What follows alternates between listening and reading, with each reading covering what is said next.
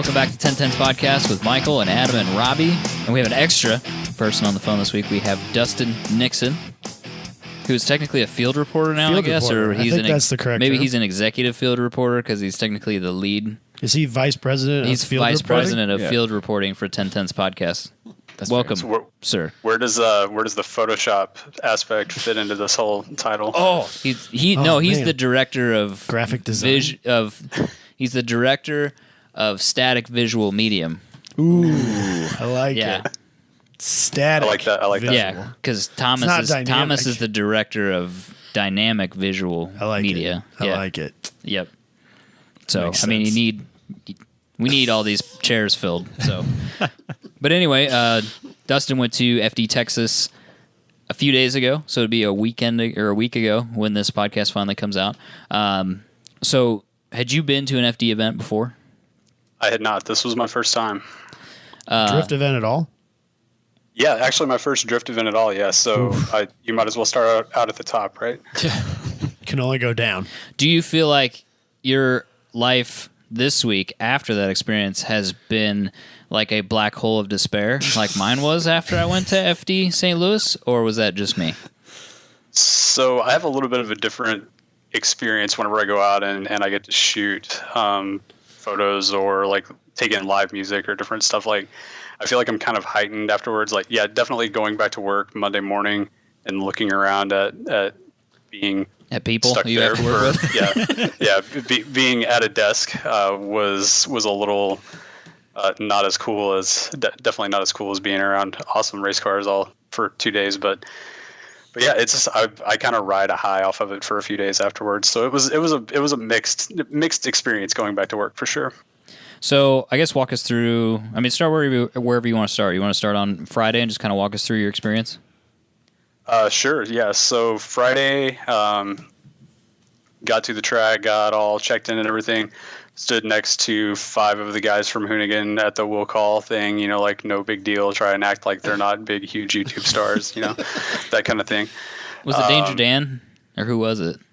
Yeah, it was Dan. One of the editors and shooters, I can't think of what his name is. I follow him on Instagram, and then a couple of other guys I didn't recognize. But I mean, they just hung out and waited in line like everybody else.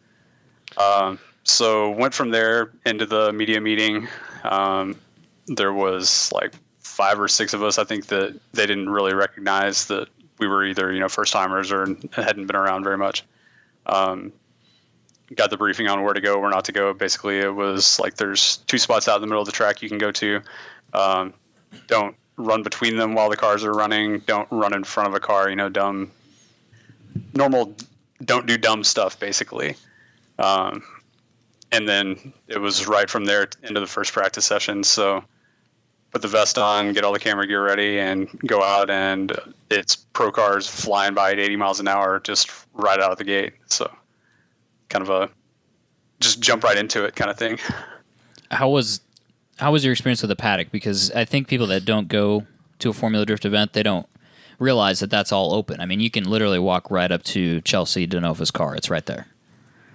Yeah, so I grew up around NHRA drag racing, so that aspect of it is pretty familiar to me from being around. Whenever I was 5 years old, we were walking up right behind Top Fuel dragsters while they were warming them up. So, getting that open pit experience and being right up next to the car is a huge selling point of drag racing, of sports car racing, and then of drifting too. And I would definitely say that the drivers were a lot more accessible even than what like drag racing is. We were standing there on Saturday during the halftime break, and Alec Onadell's doing autographs right next to us, and there's look up in Forsberg and Ryan Turk are going by to throw out T-shirts at the Gum Out thing. It was just everywhere you looked, these guys are just kind of hanging out and having a good time. So yeah, it is kind of it is a cool experience, and I kind of feel like everybody's there to have a good time, including the drivers. I didn't really feel like anybody was inaccessible. You kind of walk up to whoever you wanted to and talk to them. Yeah, definitely. So this event was, for those that don't know, this was Pro 2 and Pro, which was the same thing in St. Louis, but it makes for kind of a longer experience, which is a good thing, but you kind of see a differentiation between the driving levels in Pro 2 and Pro 1, and even just the build differences between the cars. Yeah, the Pro 2 cars are definitely more kind of more grassroots. It's not the big, huge horsepower numbers. And then the driving, it's not as aggressive between, the lead and the chase car. Stuck around for the top 16 in the Pro 2 on Friday night. I had at that point had been there for 12 hours and was like, man, I gotta save something for tomorrow. So I didn't get a chance to take in all of the later rounds on the Pro 2 side, but did get to see the final on Saturday. I guess they had a delay and ended up having to push that into the next day. But what's crazy is Dylan, who works with Turk and Forsberg race thank you. service.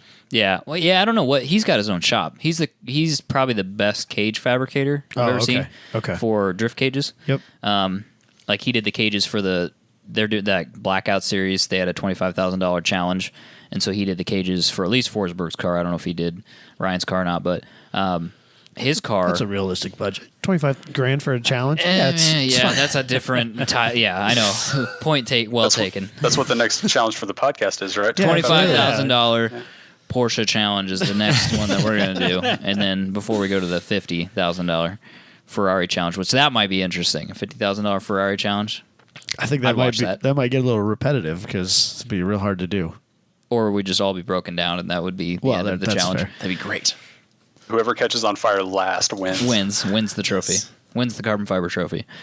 But he said his car only makes 500 horsepower, which is like a totally doable. Is that a Pro 2 car? Yeah, and he's either first or second in points right now. Okay. And that's totally approachable. That's reasonable. That's a reasonable power out. I mean, Robbie That's could like build heads that. cam intake on the right LS. Yeah. Yeah, like $500 worth of eBay parts, man. Robbie could I don't do know that. about that, but Yeah, It's a 240 also. I mean, that's nice. I like that. Yeah. Robbie's 3/4 of the way there. He is. Literally. Yes. You could have a Pro 2 level car.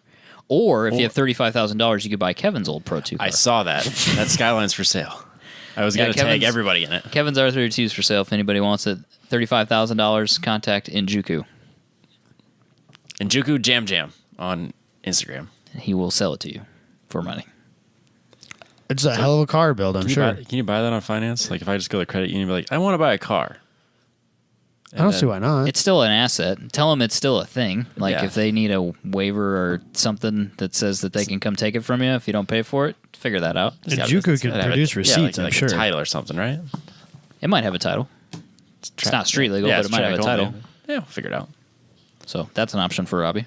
Oh, God. That's where you go for the bill of sale. Bill of sale. There you go. Yeah, that's fine. Do you think they want an LS swap 240? Trade? I mean, they might give you like $2,000 or $3,000 for it. Yeah, I'm sure.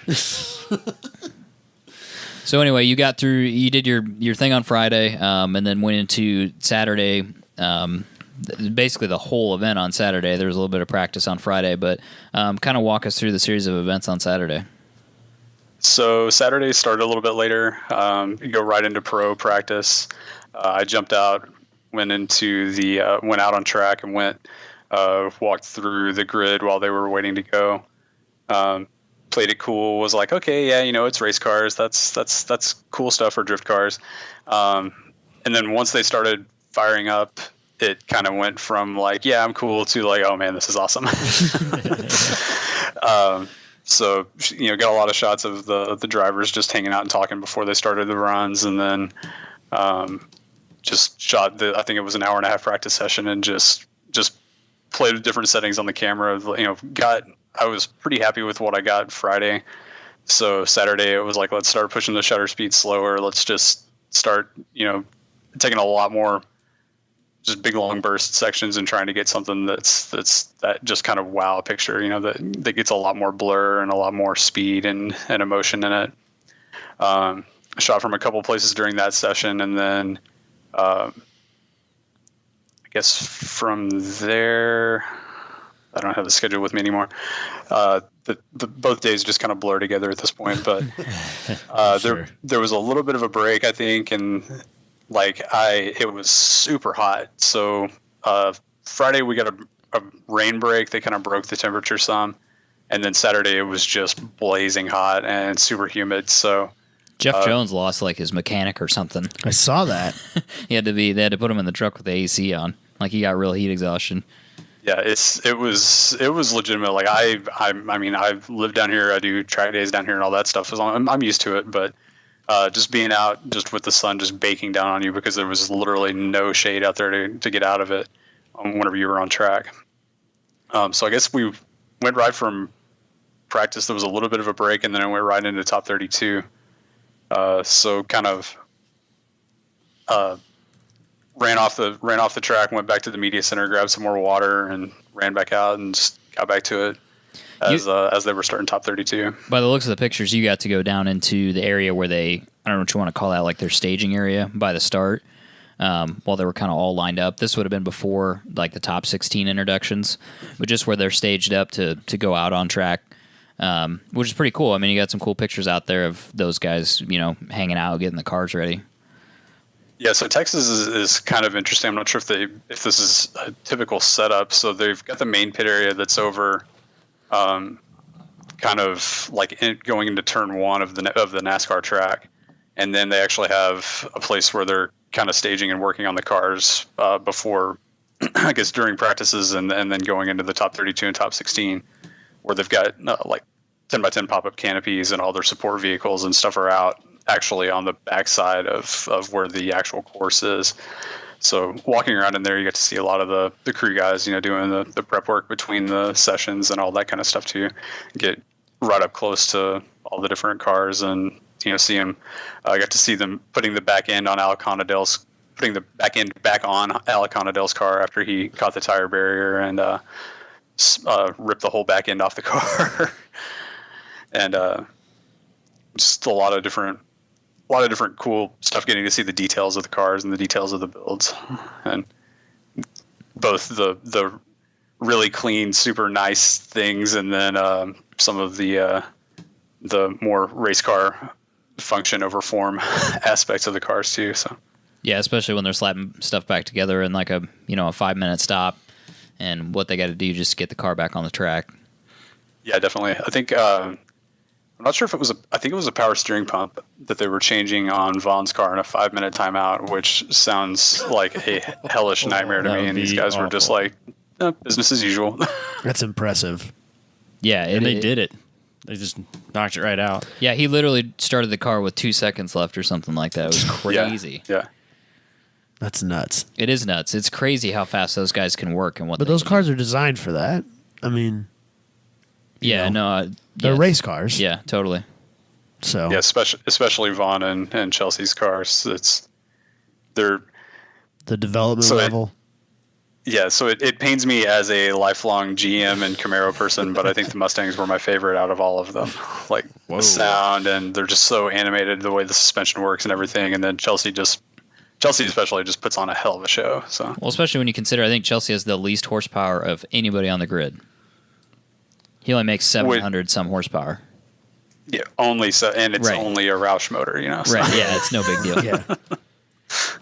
I think it's funny when he can push up on like JTP, and he did. I mean, he and JTP were, at blows basically in their run, and he can be that close to those guys and keep up with them, even though he's got a horsepower disadvantage. Where do you think he'd be if he didn't? Like, I don't know. Do you think it'd be any different? I don't know. When we talked to Ryan Sage, because it's a huge drifting podcast. He and I are buds, but he was saying no big deal. When we were having dinner that one time, he and I were he said that there's a line for more horsepower. Right. Is it actually giving you advantage? Is light up more tires? Right. So is he really disadvantaged with having less horsepower? I guess it's really hard to say. Right. Maybe he's got a suspension setup that he's really happy with that works well, and he can maintain tires. And because I think it might have been Honadale, or who was it? Or maybe Ryan Littoral. They were talking about the fact that you have to be careful here about conserving tires. So at that point, you're not driving full out on your 2 runs because you're trying to conserve tires. So some of that capacity's not utilized. Right. So is he at a real disadvantage? I don't know. I guess we'd have to ask him. he does have Vaughn Gittin money, so I guess if he needed something different, he'd probably do something different. Right. I do love the fact that he uses a vertical handbrake. I think he's the only person in Pro that uses a vertical pull-up, like standard style handbrake, Right. instead of the What you normally think of as like a hydraulic handbrake. I mean, his is hydraulic too, but it's he has to in the pull normal up position on it instead of pulling it towards him. So it's kind of a trip to watch him use it. But yeah, definitely, he's probably my favorite driver. I got a lot of or Jeff Jones, because Jeff Jones just doesn't give a fuck about anything. Right. Fair enough. His car photographs really well too. It's like it's not metallic-y. It's what do you want to call that? It's like that chrome. It's like red chrome. Yeah. And so for some reason, image sensors pick that up really well. He's got Lambos, And he does have Lambos. so he's good in my book. Oh, Denofa has underglow. Shit, son. Yeah, he Yep. does. Nah, I'm still on the Lambos though. I've never been an underglow guy. I'm more about the Lambo. Red life. chrome with gold wheels. Yeah, this isn't the best picture, but yeah, red chrome. And he's got Edelbrock as actually- a sponsor. It's satin chrome. So it's an LS then? Yeah. Okay. Yeah, it's Sicky. Sicky's he's So 370 with an LS in it. yeah from Yep. Sicky. Sicky sponsors. I don't know. He seems to me like he's having the most fun out of anybody. That's what it's all about. And he's been top 16 last 2 rounds. So, I mean, there you go. he's doing all right. But so anyway, you got into top 16. That's where the pictures got really interesting anyway, when the sun went down and you were catching the light from the world's largest television or whatever they call it. Yes, yeah. So that's let me get my Texas branding straight here. That is Big Hoss, the world's largest television. That is so Texan. That's like the most Texan way to do it, too. You know what we need? The world's biggest TV. Big Hoss is so good too. Isn't the world's biggest TV in this? How am I getting this wrong? The Cowboy Stadium, isn't that the biggest TV? So that was the biggest, and then I think they actually surpassed it by like surface area. Boom. Good grief! NASCAR, So they're- baby. Both of them are completely like, whenever you're in their presence, you can't look away. Like the one at TMS isn't as bad because it's a larger area, so you actually can like look away Get at away other from it a little things. bit. But whenever you're in a football stadium and there's a screen that big, like you can't ignore it. It's Can't just not look it's at just it. always there. Yeah. Did they like lose seating to put a TV screen that big in a football stadium? No, it's hanging in the middle. Yeah, it So is it hangs. double-sided? It's above the field. So it's double sided. Yeah, That's crazy. yeah. Because when they kicked the it football stretches- into it one time, It stretches from like the 30 to the 30, I think. Whoa! Yeah. it's huge. Good Lord, All right, that's hold out on. of control. I'll pull that up. Oh my Here, I God. got you, Adam. Texas huge stadium television. That's got to be it, right? It's going to be close enough. Texas and huge is a pretty large search. It's going to pull up all thing. kinds of Yeah, I stuff. mean, that's Texas just- is all about having big stuff. Yeah, It's bigger in Texas. Everyone get knows. it. We get it. Cows and horses and oil Oh rigs. my God. We're looking at a picture of it That now. thing is huge. Yeah, you wouldn't be able to watch the game. I wouldn't watch the game. No, if you're sitting up top, you can't You even just tell. look at that. Yeah. That That's makes insane. every seat a good seat, though. Yep. That's true. People should look that up. That's the craziest screen I've ever seen, besides the one at Texas Motor Speedway. That's pretty cool. But yeah, So- it made for some cool effects though when it got dark, because it made everything kind of like bluish and like really crazy looking. So yeah, it was wild. As the cars are coming down around the that first big sweeper, it's super dark down there, and then as they would come across in front of me, there's a light stand like almost directly behind me for most of those shots. So whenever they get like perfectly in line with me, I'm catching the light from that, and it needs a whole different set of settings. And then pan across like 2 shots later, or whenever I'm doing bursts, and that gigantic screen is lighting up, is like backlighting the smoke and It green looks and purple. purple It's and so all these cool. different shades of color. So That looks really rad. Yeah, If you haven't seen these pictures, they're on our Facebook page. Yeah, Go and look at them. They're definitely check super them out. cool. you'll see them. I tried to pull a couple of the late night ones up to the top, so it would people would Mr. be like, "Oh, Mr. crap." I don't understand cool things about photos. That's awesome. That looks really cool. So Yeah, those are super rad. You are a shooting madman. I haven't even posted all the photos yet. I'm like 400 or something. I know, it's crazy. I think I counted. I think it was just shy of 400 that I sent you, and it was around. I think it was over 2,000 total. That's pretty good. Took. Yeah, that's a good percentage. That's better than my percentage. Yeah. How long have you been shooting for? So I started whenever, I guess it was like my freshman year of college. I was dating a girl that took a black and white photography class, and my mom had an old 35 millimeter SLR in the closet that had been sitting forever. So I grabbed it whenever I was home one weekend and grabbed a couple rolls of film and figured out pretty quickly shooting film that this isn't going to take long and I'm going to have paid for a digital camera. And that was kind of where it started. Was I ended up getting a Canon Rebel XT and just kind of went from there. Yeah, these are pretty cool. We're kind of flipping through some of them. So as far as the weekend goes, your finishers were in first place Peter or Piotr or who knows. Piotr. Every single one of them pronounces it differently. Piotr. Yeah. On the PA, they were calling him Piotr. Piotr. I think if you listen to Lontaine, he says Piotr, like he pronounces that O in the middle because it's Piotr. And then Deanna pronounces it Peter. So who knows what his name actually is. But second place was James Dean. And then third was Frederick Asbo. And then as far as your points championship goes, it's Dean, Asbo, and Piotr again in that order. So that was a complete foreign podium. Yes. And no American driver on the podium. Points championship is the same. It's awesome. And Denofa was fourth, to be fair. Yes. But yeah, really, that part of it's interesting. It's also interesting that I feel like James Dean would have completely walked away with the championship for the year if he didn't have so many mechanical failures in his last round. Oh, really? That dude has had a mechanical failure in like every single one of the last like two bracket places for him, which is fine. I mean, he's still the points champion right now. But yeah, he was keeps having last year failures. too, right? He won last year. Yep. Okay.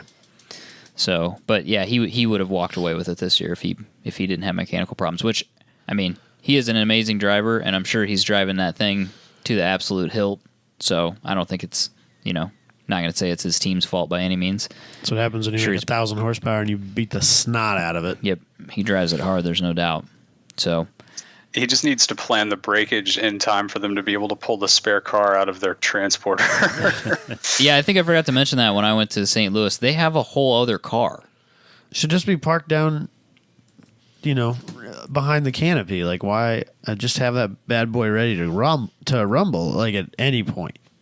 I don't know what the rules say about that, if anything. I suppose. Like, does it have a motor in it? It looked, I couldn't see the front of it. It was just the back of it sticking out whenever I was walking by it, but it looked to be a pretty well complete car. So they, and then the problem with that would have been that he broke on his chase run, like in the first corner on the second run of the final. So he wouldn't have had any opportunity to change. Yep. I'd be interested to see what the rules say. I wonder if once you start that round, that section of rounds, that's your car, and you can't change it because then that would totally negate a 5-minute right. timeout. You just get 5 minutes to go back to the pit and get the other car and bring it over here. Yeah, that doesn't make any sense. So I'd be interested in reading the rule on that. But good weekend overall, though. You had a good time. Yeah, definitely. It was back on that final. Like I was interested to see how they would race each other with the championship implications, and it was like one of the coolest things, and it was kind of embodied in that final was the cars come around that big sweeper, and then like you've got a transition, and the chase car, like as they suck right back up on the lead car, the crowd just goes crazy, and they go back through another transition and suck right back up to each other right as they're coming in front of the stands, and the crowd goes even crazier whenever it's a really good run. And it was just an absolute rush to be trying to shoot that, and then you can hear the crowd and everything else. Like it was a totally different experience. Just catching the rush of the run coming through and trying to capture it. It's just a really cool feeling, and I will be longing for that until I get to go again. Did you catch any of those controversial calls? Because there were a lot of them at this event. I felt like there were more of them there than some of the other rounds. Forrest Wang got robbed, depending on how you want to look at that. And it's the same scenario that happened in New Jersey, I think. He slowed down on a spot he wasn't supposed to. Or that's what the judges say. They don't have the front brake light anymore, which I'm not sure why they got rid of that, to be entirely honest, because then you absolutely knew for sure when somebody slowed down when they weren't supposed to. I'm sure there's a reason for it, but he slowed down where he wasn't supposed to and got ran into, and they deemed it to be his fault. And therefore he was axed for that round. Yeah, so it was funny, you would hear the crowd gets a little restless whenever the judges are making the decision, and then pretty well every one of them would be split one way or another. It's whether it's 90-10 or it's 50-50. And I think the more controversial ones were more 50-50. So that was kind of my best way to keep up with it, was kind of by the crowd reaction, or some of the people standing, some of the other media guys standing around me. I don't follow it. I haven't followed it long enough, and I haven't followed it close enough to be able to, honestly, the cars come through, I'm reviewing what I just shot, and I'm kind of keeping an eye on Big Hoss and trying to figure out, was that a close run? How did the guy that I wanted to win do, or that kind of thing.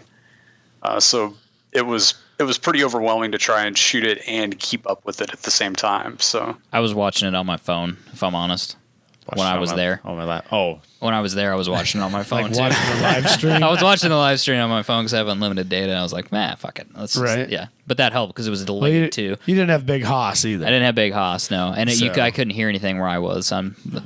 For most of the track, I couldn't hear anything over in St. Louis. But people were upset about Wang. My opinion on it is he needs to stop slowing down where they tell him not to slow down. I don't know what to tell you about that. I know everybody's like, oh, he's the style king and blah, blah, blah. He's so cool. And yeah, whatever. He's also a baby, freaks out about stuff. So don't slow down where you're not supposed to.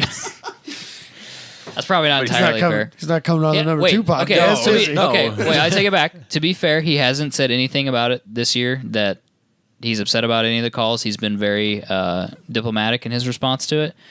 2 years ago, he quit. Yep. So, very, publicly. Yes. So I take back what I said. No, he's done well this year. We said it. No, I'll take it back. He hasn't done anything this year. He didn't get pissed about this either. But it's not publicly.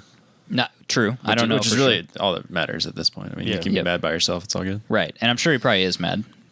Which I can understand why he is mad. Right. Yeah. He feels like he should be able to slow down there, and the judges say no. Whatever. That's for them to sort out between them. Ryan Turek. Who I've said is not my favorite driver. No, never has been ours. Robbed. Oh, robbed. There's no. Yeah, he just got robbed. Really, straight up robbed. That bad? Yeah, huh? yeah. I felt like he got robbed in St. Louis. I feel like he for sure got robbed here. What happened? There was. I can't remember. You remember that run? You saw some of it. I didn't see that one. I could have swore I saw a run where he got. That's one of the ones that I actually do remember thinking, man, that one sucks. Yeah. Did he get run into? I don't remember if they made contact or not, but I just know that because that was against Osbo, right? Yeah. Yep. And because he gapped him, and he had a much better lead run, and I felt like he had a better follow run too, and he just got completely robbed on the decision. So he gapped him on his lead, and then he was all over, just right up next to him on his follow. And he still didn't get it. Sounds similar to our boy Kevin got robbed. Kevin had the ride of his life there. I don't know what the hell was going on, dude. He ran away from Texas is his Piotr. jam. Apparently, he actually ran away from him both times. So he got to go one more time, which was huge for him. Yeah. And then he actually just left. Like, he just fucking gone, man. So to me, if he ran away from him in his lead run and his follow run was pretty close, well, then he should have won it, because his lead run should be the determining factor. Why did they one more time it? You know what I mean? They should have gone one more time. One more time. I feel like they shouldn't have gone. If he ran away on the lead, there shouldn't have been a one more time. That should have been the end of it. Like if the follow was so close that it was hard to determine a victor, but the lead was obvious because he walked away from it, that should be the end of the. I'm not going to say the discussion. His follow run was perfect. Okay. Well, I think Piotr had a better follow run. Okay. I'll stand by that statement. But I think that Kevin had a better lead run both times. Huh. I would say what happened in the first battle happened again in the one more time, and in that case they should have gone again. And I realized it was at the end, or it was at the beginning of the bracket, and we got all day to do stuff. But right. I just feel like he could have had one more. It would have totally been a justified call. And, he's been so hyped on that car all week. Oh yeah, Kevin has. It was fast, apparently. Yeah. Kevin's just like so pumped about how fast that car is. And he should be. He has every right to be. I'm glad that things are starting to come together for him. So yeah. So anyway, those were the controversial calls. People always get really upset about everything. Wang. Well, everything. But they always really get upset about Wang. I don't know. Maybe his quitting in 2016 or whatever was justified. I wasn't really watching the sport back then, but so when it happens again, people get all like, "Oh, he's gonna fucking quit again," right? Maybe there's more. I think maybe it's the intersection of two things they're passionate about: drifting and vaping. Well, he runs hot boy wheels. He runs like 3-piece wheels. Ooh, so he's the dude. He's the style guru. Like he's got a mullet or something. He's got an aggressive hairstyle. He has an aggressive hairstyle. Is that the term you're going with? That's aggressive. Well, it's not like a hairstyle you have on accident, Right? Yeah. No, that's he made the conscious decision to do that. But he is the style man. Okay. Him and maybe Jeff. Him and Rad Dan. Well, yeah, with the hair for sure. But if you're running hot boy wheels and living that low life, people will stick up for you for being that guy and for running a different line and for having more angle and blah blah blah. There's still those people. That's like the non-Americanized opinion of drifting, but there's those people, even though it breaks the rules. Those people. But people like that too. Like, he doesn't follow the rules, and that's as America as you can get, right? Right. So I don't know. He does what he does. He was in top 16 last 2 rounds, so it's not like he sucks. No, I think he's got the talent. He's a really good driver. So I don't know. Someone that knows more about that can inform us about the history of tell us Wang, why we're wrong. Yeah. I don't have a problem with him. He's fine. I'm just saying that people get like seriously pissed about it.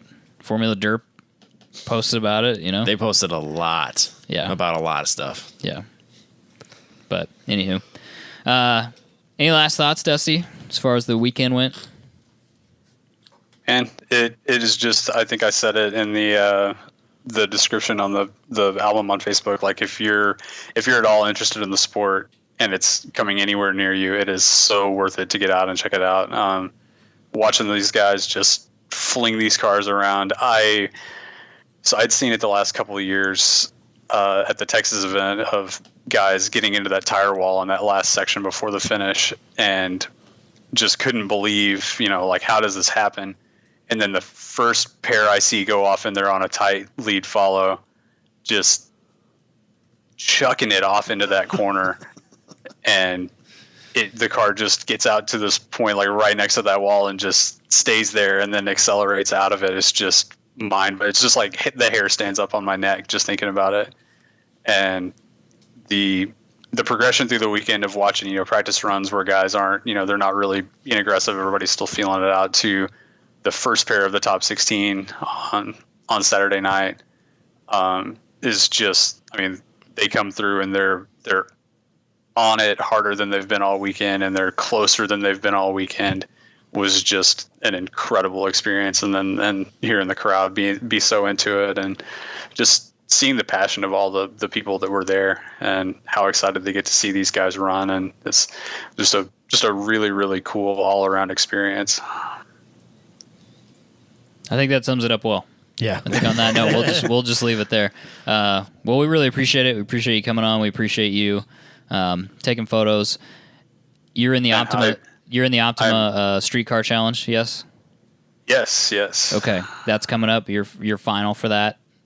We're at the last minute jumping in to do the event at Road America. So we'll have a nice 16-hour haul up there. Oof. Here in a couple weeks, and we're leading the GTV points right now. And there's one other car that I think has a shot at catching us. So we're going to go out and try and we take the top 3 scores from the season, and we're going to go and try and better our last score. I think we left some points on the table at Barber, so we'll see if we can get better than what we did there, and see if we can make him work a little bit harder to try to get around us.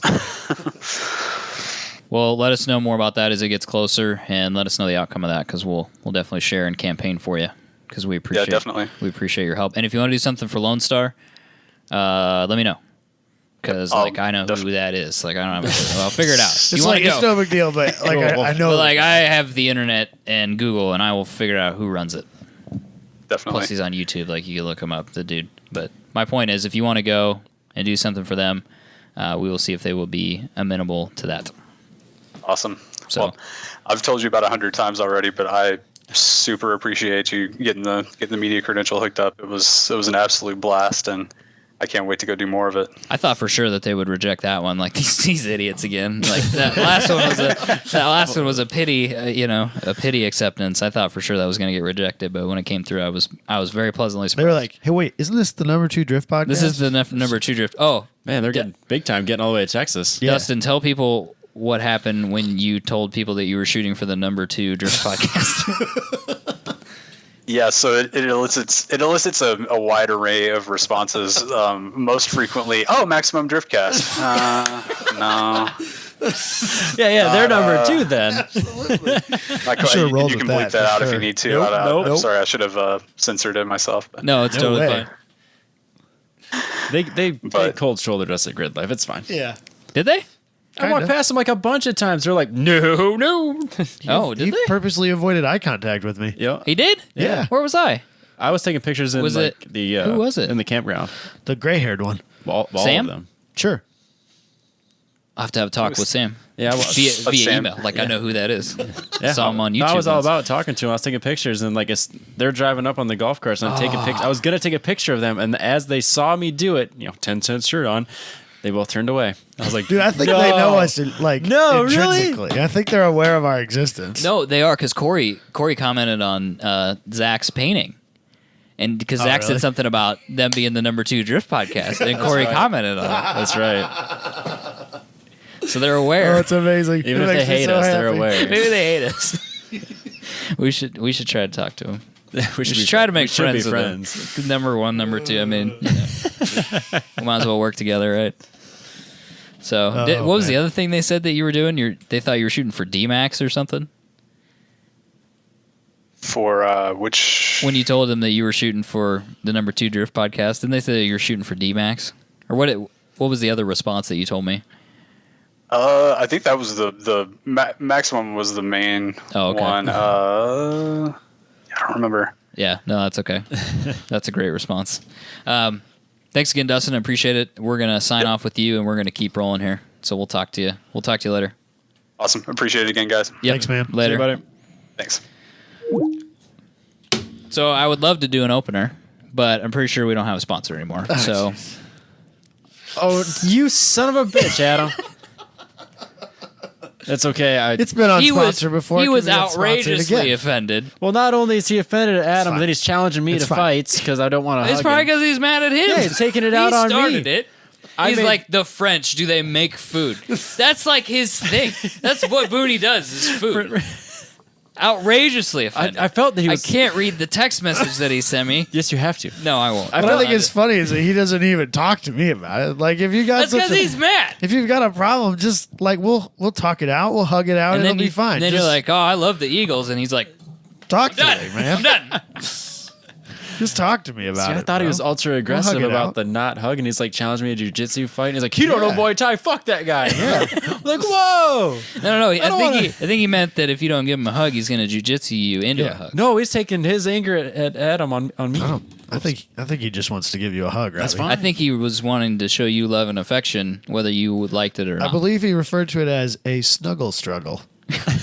sounds so rapey. not good. That's man. such a rapey vibe. It's my new favorite term. Are you kidding me? No, you can't say that to people. Don't say that in public. But anyway, so outrageous offense. So He now should be. he's gonna have to eat something horrible. Horribly delicious. No. I think now he's just gonna break out the really horrible Like the corners of French food because he made fun of it. I didn't make fun of it. No, but You didn't acknowledge that it was had any. I didn't existence realize at all. that they have like. I mean, I don't. We don't. Do we really need to go there again? I think I've said all that needs to be said. All right. Well, so I'm kidding, of course. Booney's still a huge supporter of the show, Factor Fabrication. I think he has offended those, so you should make amends. The other thing that we have to address that I'm pretty sure is coming up in Adam's opener is that he was caught driving around in an RX-8, which I'm pretty sure he said that he hates rotaries and rear-wheel drive is dumb. And then next thing we know, listener, David... comes up with this photo of him driving around in an RX-8. Explain yourself, sir. Well, so you can say you're like, oh, I thought he hates rotary things. I thought he hates rear-wheel drive things. You haven't heard how I feel about the RX-8 yet, have you? Well, you bought one. I didn't buy one. You bought no, one. So no. that is the biggest smile I've seen on your face in a long time. That's because I was like, I know where this fucking picture is going to end up. Jesus Christ. Here we go. That's not that smile. That smile is, look at me in my cool red car. My rotary rear-wheel drive with my carbon fiber wrap on the hood car. So those are all things that are not him. It's not even real carbon fiber, Robbie. It's just a wrap. Do they even make real carbon fiber hoods for these cars? I'm sure they do. Yeah, I know they do. So a friend of mine, Don Boss, longtime friend, he found one of these on Craigslist. Actually, his wife told him that she was like, because they just bought a new house. They got like a nice big garage and a little long driveway and stuff like that. She's like, we have room for you could get 2 more cars. That was a mistake. Didn't take him very long to find one. And so I don't think that apparently you can and you should. 2 different things? Apparently they're 2 different things. But I mean, when money's changed hands, money's changed hands. So he was not free and clear when he got home. So, well, no, I mean, she knew we were going. She didn't seem mad when we left. Did you do what I did to Jess and say, I'm going to go look at this car? I don't know. I'm an innocent bystander. I think he knows the drill. The less information he knows or that he's involved with ahead of time, I don't know what happened. I didn't know what we were doing. He said that we were going to buy it, so that's what I did. I thought what I think is funny is, car. so we're standing there looking at this car, and the guy's like kind of looking at us, and Dom's, oh yeah, those, they're here to keep me from making bad decisions. And I was like, bullshit. You brought the wrong guy, because that's kind of my specialty, is making poor automotive decisions. It's like literally my favorite thing, despite the fact that I hate it. Yeah. So anyway, we bought the car. He decided that he needed to stick me in the driver's seat to drive it from Pella back to Des Moines, which is about a 45-minute to an hour transit. Yeah. And at first I'm driving the car, and I'm like, this feels pretty good. I don't hate this thing, Now we can tell. That picture.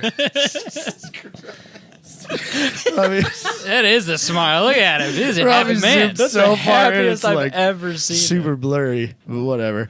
you can see the smile from across the room. Yeah, look at those pearly whites. So the car, I don't remember. I think it was like a 110,000 mile car with a 70,000 mile motor that had just been put in 300 miles ago, because the one that was in it when he bought it, toast. Shocking. Weird. The guy was a bit of a rotary nerd. The guy that he bought it from. Okay.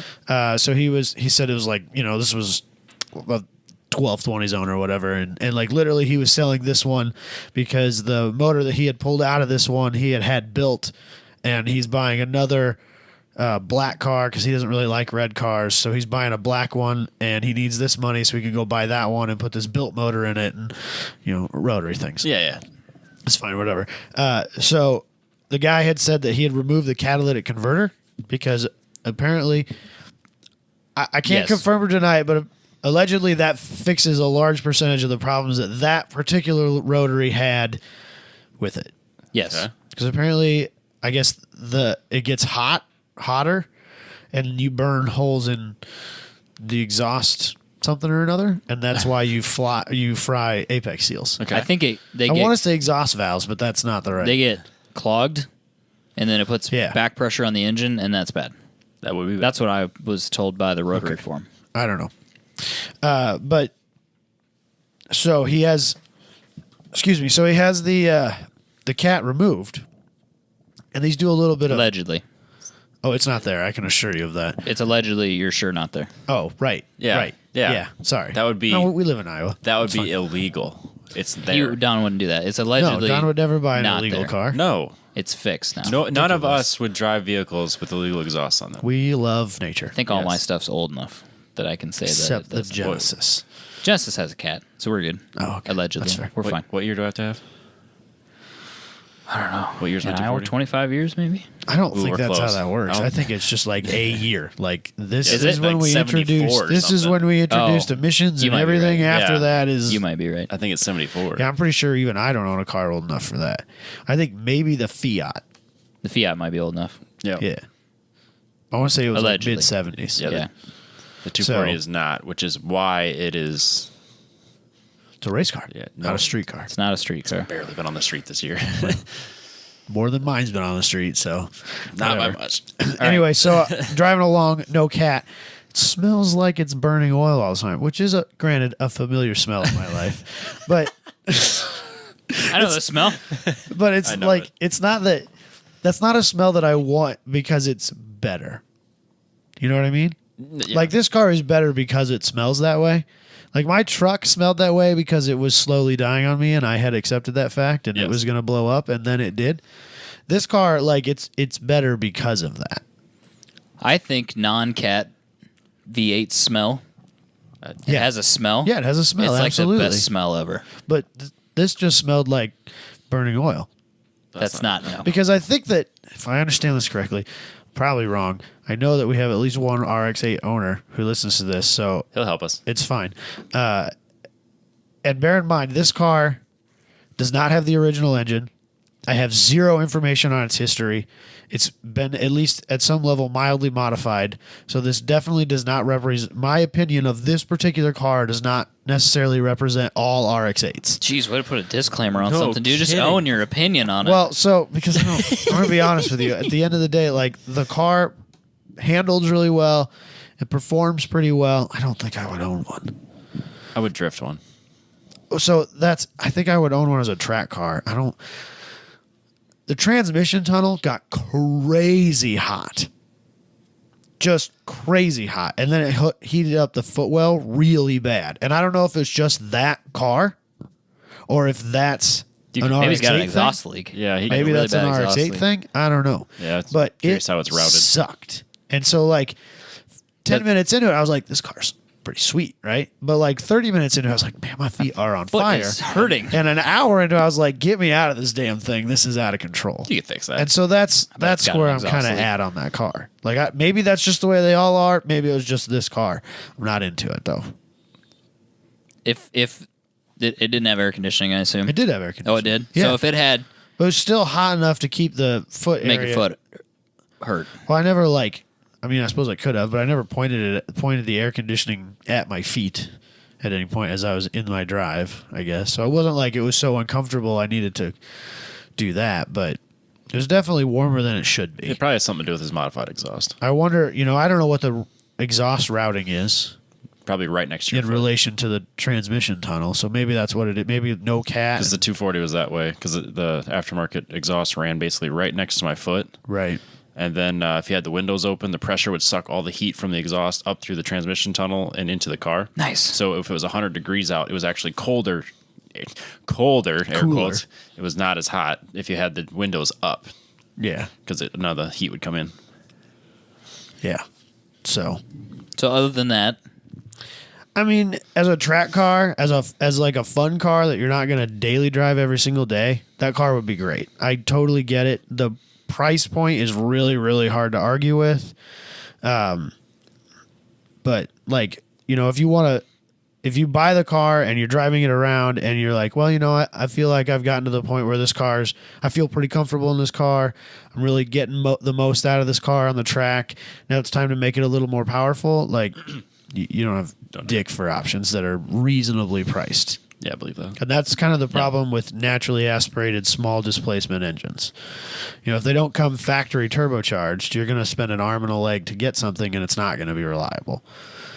Yeah. Or you V8 swap it and that's not It's not cheap either. No. Regardless It's of the what best the option. internet tells you. It's the best option. Even if, I'll tell you, it's super right cheap. or wrong, Just do it. that's not cheap. It's super cheap. Just do it. So, I get it. I totally do. since ones without motors are So cheap. literally $800. Yeah. That's a great option Yeah. instead of a 240. Now I know the suspension's different, but But I think it's still, I mean, we have a couple of people that own those locally, one specifically who's annoyingly fast in it for the low level of prep he has at an autocross event. Yeah. And the guy will literally show up late for an event, haven't walked it, and in 2 runs he'll be FTD. yes. Like, and I don't, he runs in street class. Yep. I don't even know that he has aftermarket suspension on it. He might just I have think a it's stock RX-8 with some good tires on Brakes it. and tires. I don't know. I'm pretty sure. And he is a phenomenal driver. You can't take that away from him, but that doesn't make up. I mean, he's beating street mod cars with good drivers, so Yeah. they're clearly quite capable chassis. Mm-hmm. Yeah. So I get that. But I wanted this to be like a secret, but yeah, if you're gonna build the drift car, it's hard to ignore that one. Or even if you wanted to build a track car. yeah, I mean, you can get a totally clapped out 240 like with rust and stuff, more expensive than a very clean shell of an RX-8. Like an $800 RX-8 will be clean. An $800 240. So these will do be have nothing. some rust issues along right underneath the,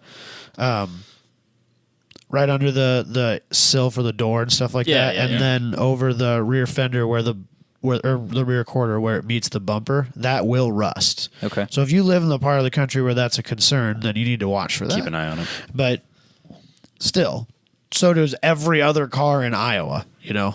You buy any car that's 10, 15 years old, they're all going to have some of that rust in them around here. That's just a fact. And let's be real, these weren't on the road as long because none of them made it very far. well, right. And That's even just, if that's just a fact. a majority of these cars, when they were bought new, were not bought as daily drivers anyway. They were bought as second fun cars, and so they don't see that as much as often. Right. And so there's a better chance of them being solid as well, just on that alone. And then they blew up. And then they blew up. Yeah. Mazda was literally putting brand new motors in these. My at understanding was dealerships Mazda with, built almost no miles. a factory to provide motors yeah. specifically for was this not- recall problem. It was not good. No. So, you want to argue with me about that? Then fine, whatever. But As far as like the way it drove and stuff like that, I mean, I've never driven a car that much that revs that far out, and that was really cool. Like Yeah. it was almost like too much, right? Because you never driven one like that before. Like I got a shift now, right? And I still got 1,500 RPM to go yet. And that's cool. Mm-hmm. And it was not slow. No. It was a decently quick little car, and but I don't know. I just don't know that I could do it. I get that. It scares me. It's scary because it's a ticking time bomb of destruction because and a lot of work. It's kind of my thing, but I'm like, You're not committed enough to it to want to do it. right. That's fair. But apparently that guy was able to make money on that car with a blown motor and a fairly low mileage replacement at a not very high amount of money. So Really? He must have gotten that stuff for like a song. nothing. Yeah, no kidding. yeah, so maybe those motors are cheap. I can't imagine there's a huge demand for them. Not that generation of 13B, no. Is that Maybe the still older considered ones. a 13B? The Yeah. Renesis? Okay. I think, yeah, but it's called a Renesis, and it's because I see slightly people like different. talk about like, oh, it's got a 13B in it, and then I just always assumed that meant they got an older rotary and swapped it into their RX-8 because that was a better option. So maybe I don't know if that works. The Renesis is different; it's a different design, but I think they still Yeah. call it 13B. Oh, okay. But yeah, it's got some slight differences to it that make it worse. I don't know why. There's something about that old motor that apparently makes it very hard to swap into some things. Like you would think Really? that putting that in a Miata would be like literally the most popular thing on the planet, and it's very difficult. Apparently, I've been told that it would be easier to put an LS in a Miata than a rotary engine. So- Yeah, it seems weird. They're not that big, There's got to be something goofy. Yeah, I don't know. So Oh well. Well, fair enough. Thanks to Factor Fabrication for sticking with us despite Adam's complete lack of culinary knowledge. We'll try to do better at that, I guess. I'm just not a don't know. worldly person. Guess we're gonna have to go out for a team lunch. I think you're going to team lunch now. I think you've been nominated to go to team lunch and eat weird stuff. If you can find time, sure. We'll make time. So the stickers that we've talked about that we said we were going to do something with, we said we are going to do that this week. We don't have true? We don't have a plan. Oh. And so what I'm going to say is go to our Instagram page and follow us, and then we'll talk about how we're going to give away these and the Apex stickers on there. We will. It's a big old stack of Apex Pro stickers. I'm pushing this I back know. to That was nice. Next week, Michael's problem. But we're going to do it. Yeah, but it's someone will get Wednesday, those. and I don't have to worry about it until Monday. We've got at least 3 or 4 days to figure that out. That's future our problem. I like That's what it. I'm saying. So Factor Fabrication and Apex, we'll figure that out on the Instagram page. So you should be following that anyway if you aren't 10 Tenths Podcast. It's very easy to find. It's got our logo on it and everything. It's perfectly easy to find. Shall we move on to the next thing? It's gonna be Please. the longest episode ever. No, we're doing okay. We'll try to kind of zip through this. So we did an Ask Us Anything on the group. Yep. So if you want to interact with us on a regular basis, you should go to the group because that's where we do most of our interacting. Pretty much all of it. Yeah, because the Facebook page is not great for reach anymore, so we do stuff on the group. But that way we can talk to people and they can share like dumb crap, like supermoto bikes that they found for Robbie, and they post it on there and he can look at it. A little disappointed in the lack of terrible decisions for Michael this week. No Corvettes, no Nothing. 911s. There was a 911. Well, Yeah. but it wasn't the actual ad for it. It was kind of a screenshot. Well, that's fair. I think he was just baiting me. Well, Facebook, depending on the group, makes it hard to share it. That might be the best way he can share it. Yeah, that's true. That's fair. So. But it was a 911 with part of an interior and no drivetrain. He had the transmission. Okay. I'm not committed enough to the V8 life to want to LS swap a 911. That's not in my card. Not from the get-go, anyway. No, Like, if it happens, no. it happens. Like if I found the one, like that guy that did the one take with Matt Farah, Yeah. where it had 150,000 miles on it, and I buy that one for $9,000, and then it explodes, then I'll evaluate my options. Right. But I'm not going to buy a 911 to put an LS in it. That sounds like way too much work. Or something I'm supposed to like be street driving and enjoying, you know? I've got other projects. Yeah. And no matter what you do, a swapped car is never as good as the factory car It never- from a like daily driver streetability standpoint. No, it never works right. I would There's argue always that. something. Really? My LS has been so reliable. Well, yeah, but if you'd have left your KA in, it'd have been fine too. No, like a stock KA. I had all with- sorts of weird shit with that engine. See, It just stopped running for no reason, and then literally everybody's like, except Robbie. These are great. it's not. I had never touched that engine. Like I had no plans to do it anytime car soon. was- And it just stopped. That car was pretty rough. Not that rough in the engine. Okay. I had heard that it was that they blew up several, not KAs, SRs at KC Drift last weekend. So, like, more than one engine went. So, Whoops. you know, That'll happen when you're drifting. yeah. I mean, or it's just adds to the, what do I want to Yeah, call the it? death toll. Yeah, of I get SRs and KAs. I get it. So, I don't think there's anybody that listens that has one anymore, except for maybe It's Nick. not true. There's a couple. Are there really? Yeah. A couple people say, well, our Shay. dude from, yeah, Yeah. he has one. He's got one. But his situation's a little bit different. There's not truck motors and stuff laying around over there. You know what I mean? He's got an. Yeah. Well, I don't know. There's probably still. I mean, I don't know about New Zealand, I guess. No, I don't think in the plethora. His options are different no matter what. He's in a That- completely different That's part of the fair. world. Right. I think if he was. Like, Australia is probably not that much different than we are. I'm just saying if we didn't have LSs here, we would have more R&D in the SR Oh yeah. to solve the problems of it. Like if that was That's probably your like, hey, this is a great option, there'd be all kinds of companies that would put time and money into reliability and all that. Right. Like, hey, you got to do this, you got to do this, blah blah blah. So I think in other parts of the world, it's probably a better supported engine versus here where it's like just put the V8 in it and move on, or a 2J or whatever. You know what I mean? Yeah. Being objective about it. No, I get it. Yeah. I understand where you're coming from. I'm not arguing. Oh, okay. I get it. Okay. So anyway, if we bring that all the way back around, we did an AMA and it wasn't horrible, but Oh, if there's we some ever good do ones in anything, here. I'm excited. if we ever do anything like this again, it'll definitely be on the group because it's an easy way for us to do it. So if you're actually, interested, people will actually see it that way. yeah, and if you're We post interested, it on the page and 12 people will see it. So yeah, It's an easy way for us to interact. So you want to, Adam? Do you want to do that, or you want me? Sure, to do it? I can read 'em. Okay, I'll let you go ahead and do that. Coincidentally, Shay, the first question that needs answered here, because we already answered Chris's question. Yes. We can move on with life. If you want stickers, hit us up. Let's put it that way. If money is no object, what race or drift car would you have? No object, money. We're just building crazy race cars. I already answered. It's Kevin's Pro 2 car. Next question. I don't even I can't just off the cuff answer that. You know, there's too many options. Yeah, if I had any budget in the whole wide world, just do whatever I want. Yeah. Ooh. I think I'd have like a stack of FDs with twin turbo LSs in them Yeah. for different stuff. My problem is that I don't think I have the one car.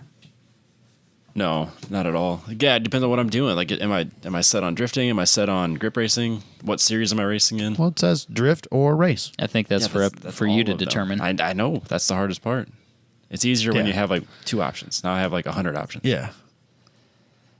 I don't like being locked down like that.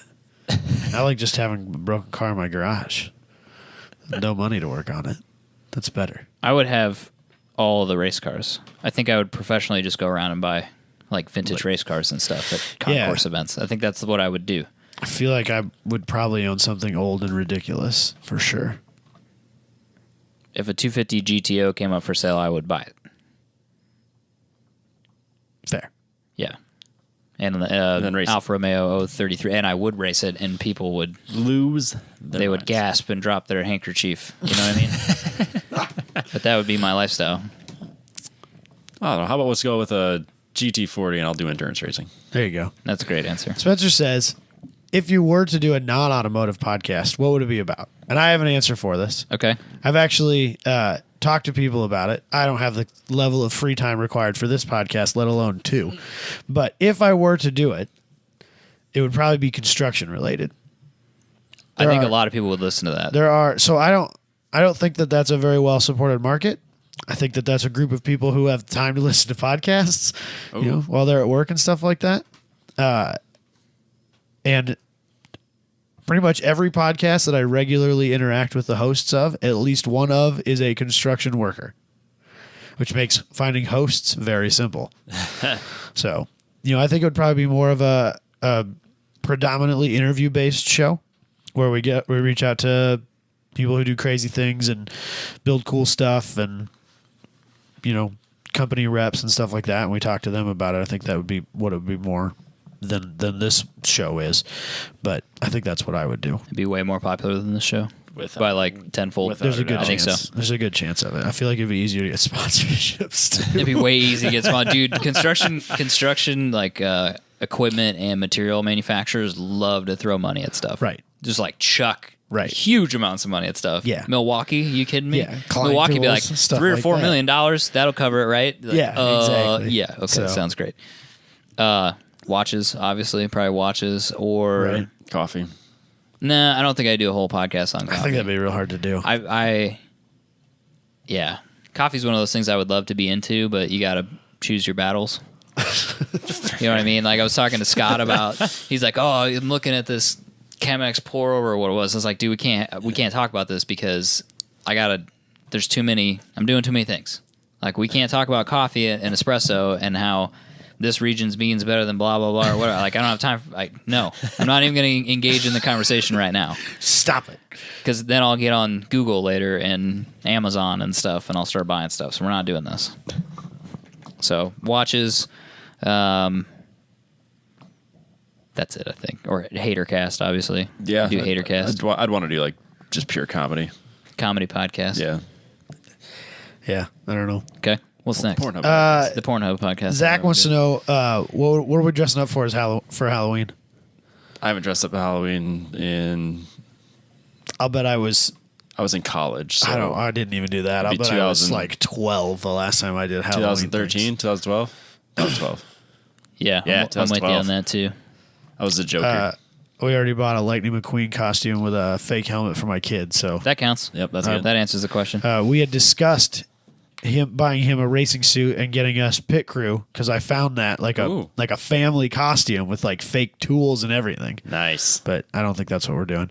So Sounds expensive. E-Man, would you Shit. Would you rather work side by side with Richard Rollins for a month or work as the assistant for your least favorite automotive, air quotes, journalist? I think we all know who he's referring to. Oh. It took me a second to realize he was talking about a single person and not just... I think that's where he's going. No. He wasn't talking about who is your least favorite, which the answer might be the same. But Yeah. my point is, he's talking about a specific person. Oh, I thought he was talking about just any Well, I think automotive that journalist. our least We all favorite picked journalist is this- probably the same dude. the same guy. So I think it. I I'd for sure work for Richard Rollins. could do that. I'd ask, what's it called? The beer maid? What do you Beer call it? bitch. Beer Beer bitch? bitch. I'd be the beer bitch for sure. Yeah, I think. Gladly be the beer bitch. I think that would at least put me in a position where I'm working with more interesting stuff. That'd be around cool. So even if I'm just like hanging out with him while he's buying stuff, I just Yeah. gotta see it, do weird stuff. I saw that somehow they ended up with the Jetta from Fast and the Furious. That sounds about right. That's something he would buy. But he bought it? I don't know. What's it he was gonna do being with it? advertised Flip for it, sale probably. on their website, I guess. I don't know. It was floating around on Facebook. That's right. It's probably not the real one. It's probably just I don't. rep. I don't even know. So, E-Man also wants to know what he should be for a 90s Halloween party Let me check and see what year this was made. because he doesn't want to shave his beard or his mullet, Oh, I got it. E-Man's got a mullet now? I guess. Proud of you. Yeah, me too. A beard and a mullet. It's quite a look. Yeah. It's aggressive. That is aggressive. I really like it. Hold on. I want to know what year this came out. I think it's Yeah. 90s. Okay. 98. You should go as the. yeah. You should go as a Milwaukee's Beers basketball player from the movie Basketball. There you go. That's your only option. Boom. They still sell them on Robbie's eBay. got an answer. Perfect. Or Space Jam. We're going basketball theme. Zach wants to know, since it seems that the most common thought that front-wheel drive cars are, quote, wrong-wheel drive, what are your favorite front-wheel drive cars? And if you had to buy a front-wheel drive car as your only fun car, what would it be? This is mostly directed at Mr. Rear-Wheel Drive over there, the two of you, because I exclusively own, well, I don't exclusively own, but I own front-wheel drive cars, and I'm quite happy with them, so. I have two answers. Okay. What is it? There are two cars that I always wished were rear-wheel drive, but there never were. Okay. Well, except the old ones. I would go with like a 2001 Toyota Celica or That's a good answer. a what year were these? We'll just say 2001 because I don't think that's right. Hyundai Tiburon. You're close. I know what you're talking about. Those You're both. talking about the last one, the last generation Yeah, one? like they had the what they call it, like The most recent the one? tsunami version or whatever they called it. The tsunami version. Hyundai Yeah, that was Tiburon. a Really? We've discussed this before. I've blocked it no, out. I think it's Probably the right way to do it. Tsunami version. Yeah, it was a thing. oh gosh, what is it? It was like one of those special editions. Yeah, you I know? don't think that's right either. It's like Oh, it's like a shark or something, ain't it? yeah, it wasn't called Tsunami. I do recall this conversation now. Doesn't matter. I would. But it was Robbie anyway. likes the Tibbies. I always liked The second generation of them. Yeah, that's what I was thinking. Yeah. The first Seems one like the wasn't great. first. Every time I see a first gen Tiburon, it's horridly riced out. Even still. People have done some horrible things to him. Yeah. They moved on to like cheap Dodges. You know what I mean? Yeah. But Yeah, whatever year this one is, I always like that color, that The orange copper? color, Yeah, that the orange burnt copper orange. color. I do love that on just about any car. You can That's get Cobalt SSs in that color. Yeah. Yeah, All about it. that's a good looking car there. I Like don't the- think it's fast, but it's good. looking. No, but I always liked them in all black or silver. The roommate of the girl I was dating one time had a silver one that she took really good care of it. The interiors are nice. Yeah, leather. There's a lot to like about the interior. It should have been a rear-wheel drive car. It should have. It looks like it should be a rear-wheel drive car, Yeah, and it's a V6. yeah, it'd be a fun car. Yeah, I I think you'd enjoy it. I picked it for that one of the cheap car whatever things that we did. I don't remember what the challenge was, but Yeah. yeah, we've used it somewhere. yeah, that was one of my picks. All right, what obscure Audi front-wheel No, drive no, thing no. are you? There's no such thing as a good front-wheel drive Audi. Does Fiat make some weird front-wheel drive? You should never- Alphas? The newer 500s. The No, Abarth. no, I wouldn't have an no, Abarth. no. No, You I'd wouldn't have an Abarth? No, I have to have the Veloster N. Oh, That's yeah, so on brand for me. absolutely. And Randy Pope says it's awesome. Well, I mean, what more can a man ask for? I'll allow it. If Randy says it's good, then I'm down. If it wasn't that, it would be, and I'd probably have it in that blue color too. I'll allow it. Do you have the red accents and everything? I think that's part of the end package. Oh, really? I think I regardless of the primary color, I think they all have Red those red stays. accents. It's better looking than the one that I had. The interior is awesome because I saw it at Chicago Auto Show. It's like 270 horsepower or something like that, 2-liter turbo. quick. It's very fast. I think it's only available in a manual because I think that's what they said for the Perfect. end stuff is only manual. Looks good. I know Robbie hates it because it's asymmetrical. It makes his brain hurt, but Why do you have 3 doors? Why? I don't know. I Why not? desperately want an AMG A45 or an A45 AMG. Those aren't front-wheel drive. They aren't? No. I thought they were all-wheel drive. Oh, are they all-wheel drive? Yeah. Damn Or it. there's a new one out. It's called the A35, and it A35. may be front-wheel drive. It's supposed which to be I a will Golf allow. R competitive. I will allow competitor, So I that. assumed it was all-wheel drive as well. I thought that was the most. Oh no, it's the most powerful 4-cylinder production That? motor, isn't it? The little wagon thing? Yeah. It's a great looking hatchback, Robbie. We went through this a couple Love weeks it. ago. Yeah, It's a it's a shooting hatch- brake. it's a Everybody hatchback. knows that. No, it's a got 4 hatchback. doors, you maniac. It's a hatchback. That means it's a wagon. No, it's a hatchback. No, it's a wagon. It's got 4 doors. But No. it doesn't have the right glass behind the door. It is right there, part of the door. No. It's got to be a separate piece of glass. It's got to be a long wheelbase. This is all-wheel drive. There's no way it's front-wheel. Yeah, for some reason I There's was no thinking I think Michael's right. It is For the some s- reason I was thinking they were front wheel drive only. It is the stupidest car of all time, though, Go on. because it's so damn expensive, and Oh, it's it's just a hatchback. crazy expensive. It's got 300 horsepower. It's like The 35 or the 45? 35. Yeah, the 45 makes more than that. I'm not and it's looking even at that stupidly more expensive. I want It to might say be the like 45 60, is the most powerful production 4-cylinder available. and it's like 60 So, grand. Yeah, That's probably. that's too many monies. There used to be one cruising around. The only one I've ever seen was cruising around in Ames with some Asian student driving it, which is exactly who you would assume owns it. Yeah. And it's going to be left in a parking lot when he goes and leaves. Yeah, probably. That's what they do. No, it's a lease car. He'll just Oh. turn it back in. Oh. It was weird that they did that. Yeah. Anyways. I don't know. I am a front wheel drive proponent, so I don't feel like I need to answer that question. Hit me with another question. All right, do it. Spencer, who is one person you would love to interview in the upcoming year that's legitimately attainable? Jeff Jones. Oh, that'd be good. I've been waiting to message him because we say we're going to do some other stuff coming up. But I want to message him. Maybe once we get down to Irwindale, I'll send him a message. That's fair. God dang it. I had a list too. And I can't think Mine's of one. Stacey Davids. That's a good one. That'd be a good one. That one, I plan on making an attempt for it this year. I've literally been waiting long enough so that I feel like I'm not copying another podcast because he was on one. Oh, okay. But it's been almost 6 months now, or maybe more. So I feel like I'm getting to that area where we're safe now, but we're also getting kind of to the end of event season. So I'm still kind of waiting on it. Dude, But that's I plan gonna on be- reaching out to him. If we get that one, that's going to be a weird one That because that's like my childhood. yeah, exactly. That'll be weird. I know, but I don't think my dad will have ever had a more proud moment. We're not taking him to SEMA this year, I guess, because we're not doing SEMA, but I'm going to try and get him. we'll have to do that next I'm year. going to try We and keep get saying him we're to going to do go it. with us to PRI though, That'd be cool. because I think that SEMA's cool and all, and I'm sure he has it built up in his head, and he listens to this, so he'll hear it. But he has it built up in his head as this amazing thing, and I think that if he goes to both, he'll enjoy PRI more anyway. Yeah, I would agree with that for sure. Because I don't think that SEMA is what he wants it to be. No, it's not named for him. Our PRI is a lot of drag racing anyway, so it Well, can I be mean, my his dad deal.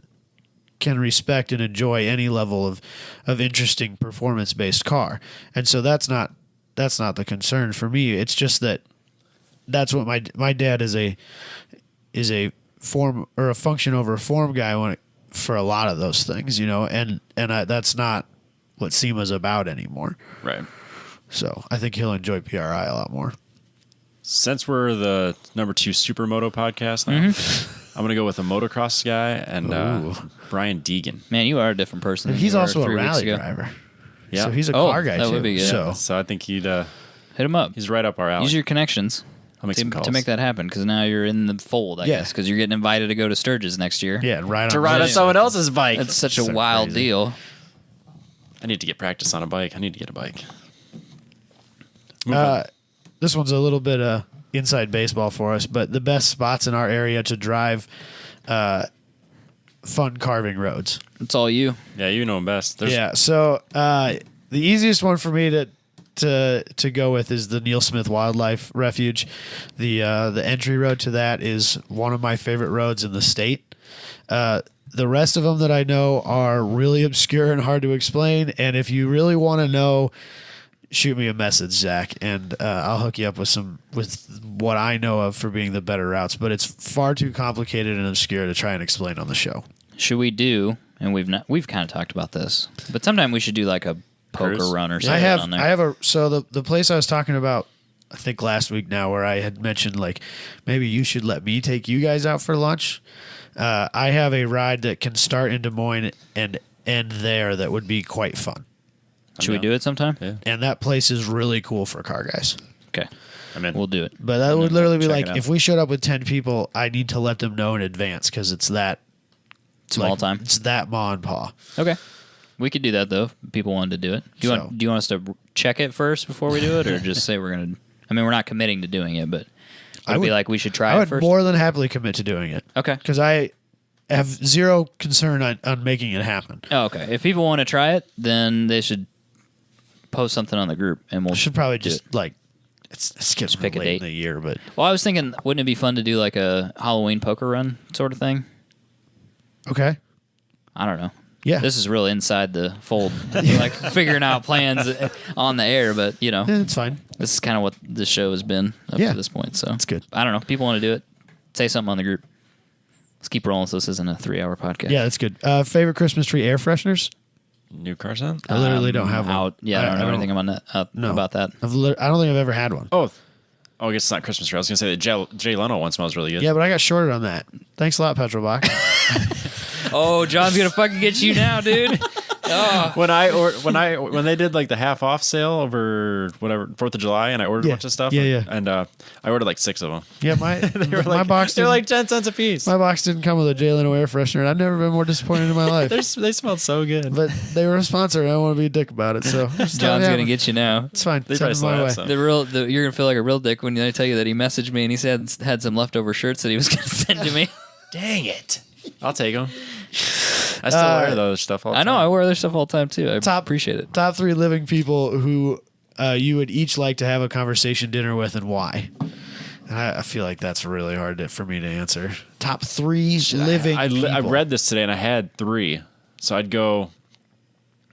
Oh freaking okay! Jesse James, just because of all of the stuff that he's done with West Coast Choppers and everything he's had his hands in. Joe Rogan, because obviously. Are you reading my list? No. Jesus Christ, you maniac! All And, right, continue. Let's say the last one together. And then Jordan Taylor, Rodney Sadstorm. I could do all of those.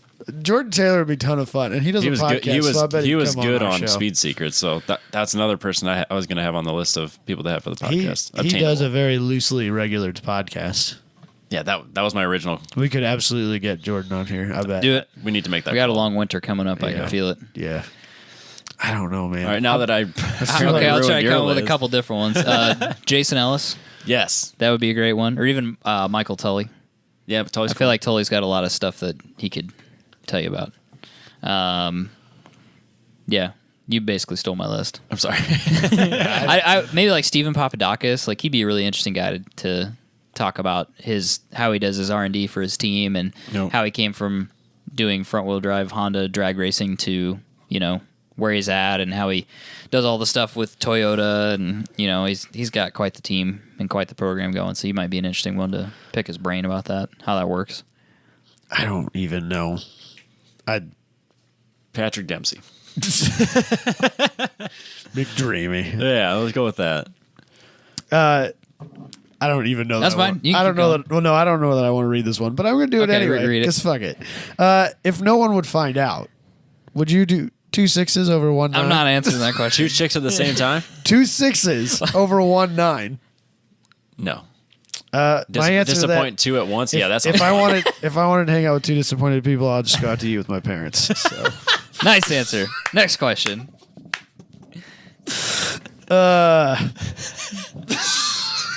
Your dad's gonna be offended. That's not the first time I've heard that. And I know, It's it's- always funny. Your dad's gonna be really mad. Oddly enough, he never calls me. He's like, Neither I does can't my believe dad. you said that. All right, what's He just kind of takes it. He did text me today and asked me what a 1J was, so I guess whatever. he's listening. What cars would you pick for a Top Gear Cheap Car Challenge European theme $2,500 max?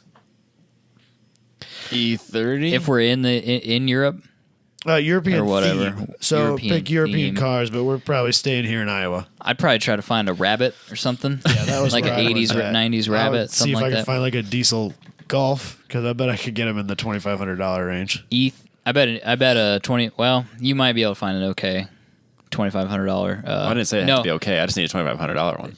On that point, I'd for sure try to find like a 924 or something Yes. because I got to be that guy. That's fair. Porsche podcast. Porsche and whatnot. podcast, and But then it's a somebody's transaxle car, so it's fine. somebody's got to break down. And we're gonna blow it up. So Yeah. yeah, I like that. 924. I don't know what that means. I'm gonna skip it, to be honest with you. That's fine. E-Man asked me specifically who has the coolest lightsaber. I like Darth Maul, even though it would for sure kill a man if he tried to use it. Is that the one with the stupid handle? No, but that one's dumb too. Darth Maul's is the double-sided one. You for sure stab yourself with that. Yeah. No, you'd be so dead I can't even describe it, but it's rad. Double-sided I'm not looking Don't that up. Google that. You can Google Darth Maul. That'll be safe. How do you Darth. I'm not No, Googling it's it. fine. I don't It's care. fine. If I show up at an O Drift event next year, can I ride along with one of you? Yes. That's a pretty who obvious. said That's that? given. Chad. Oh yeah, Chad It's can go. an easy given one. Have you ever lost motivation on a build or on a car build because it's taking too long, or taking too long and it was your only fun car, so you just bought another fun car to enjoy for the season? No. The Fiat Coupe.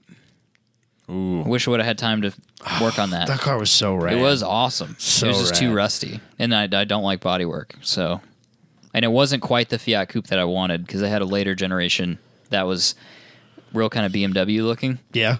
It didn't have the round headlights. It had kind of like a square headlight layout thing, and it was better. And so I was like, man, I should just get one of those. And I was like, I should just not have this car anymore.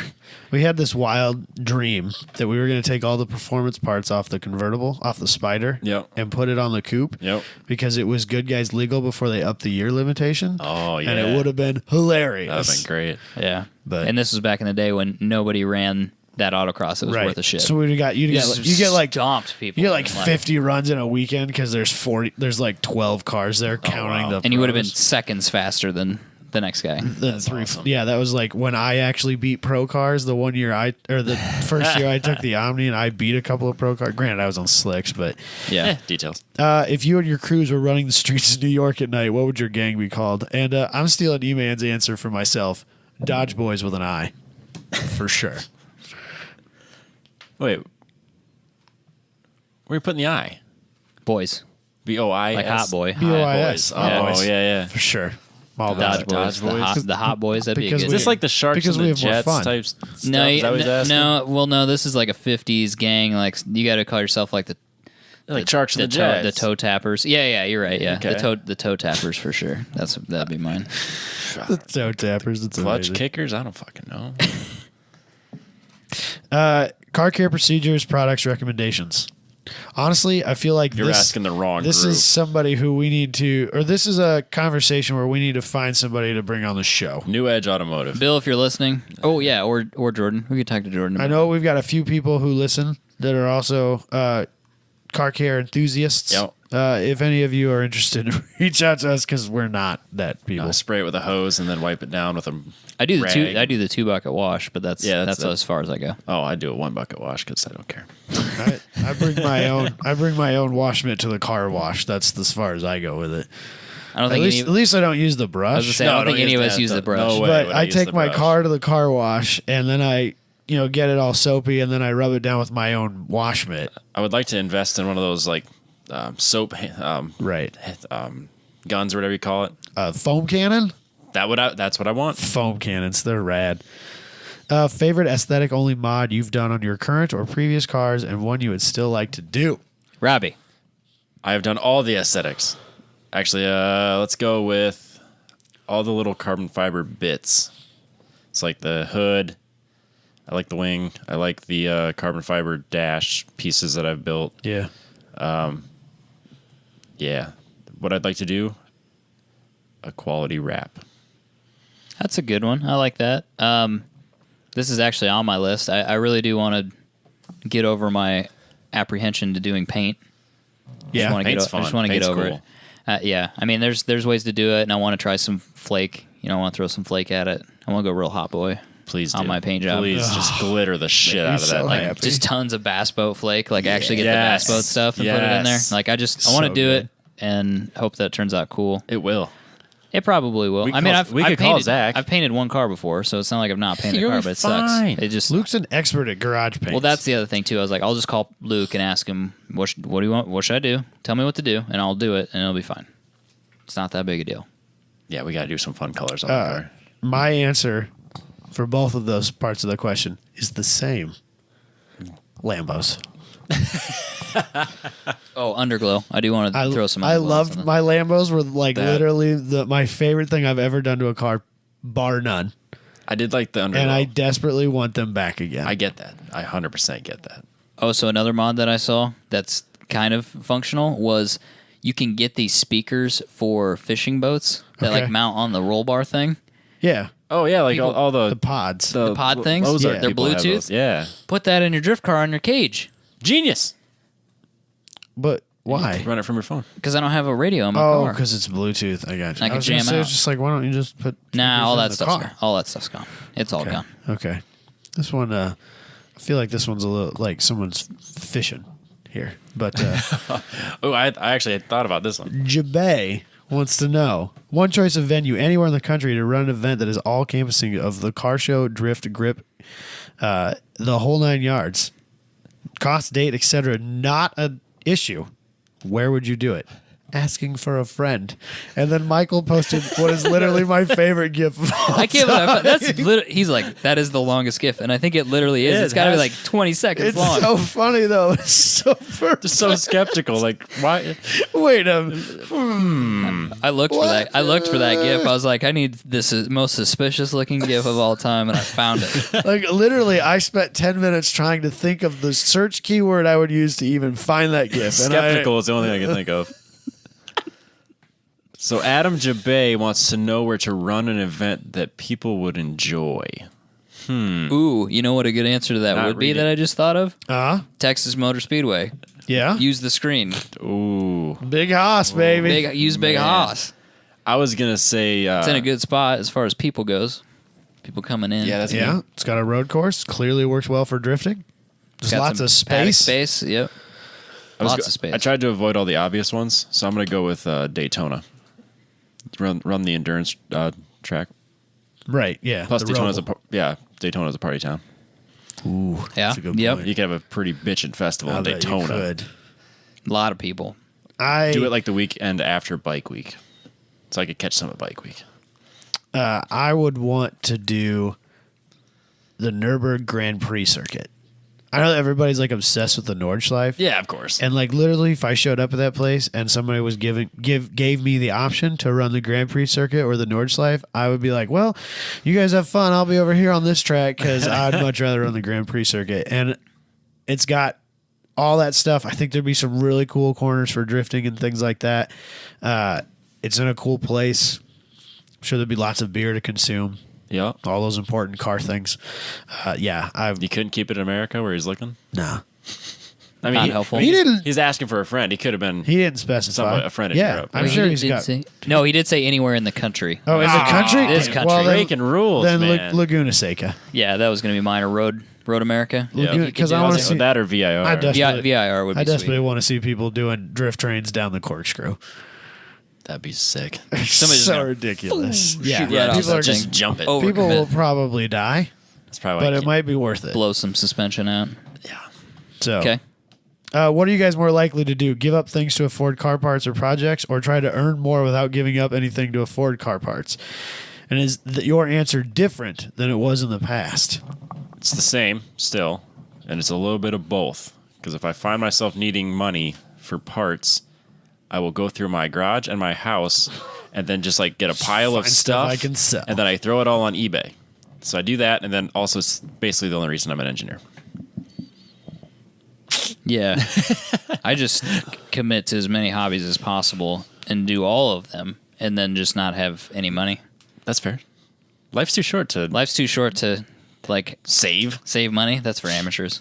No, but yeah, in all seriousness, that's why I build really cheap cars because I don't know. I take a little bit of pleasure in building cheap cars, and I do other stuff. Like I do other stuff besides cars, watches, guitars, blah blah blah, whatever. So and food and coffee and there's Supermoto now. Supermoto. Yeah. Well, that's you, but yeah. So I like to do a lot of stuff, and sometimes the car stuff gets sacrificed. Sometimes other things get sacrificed.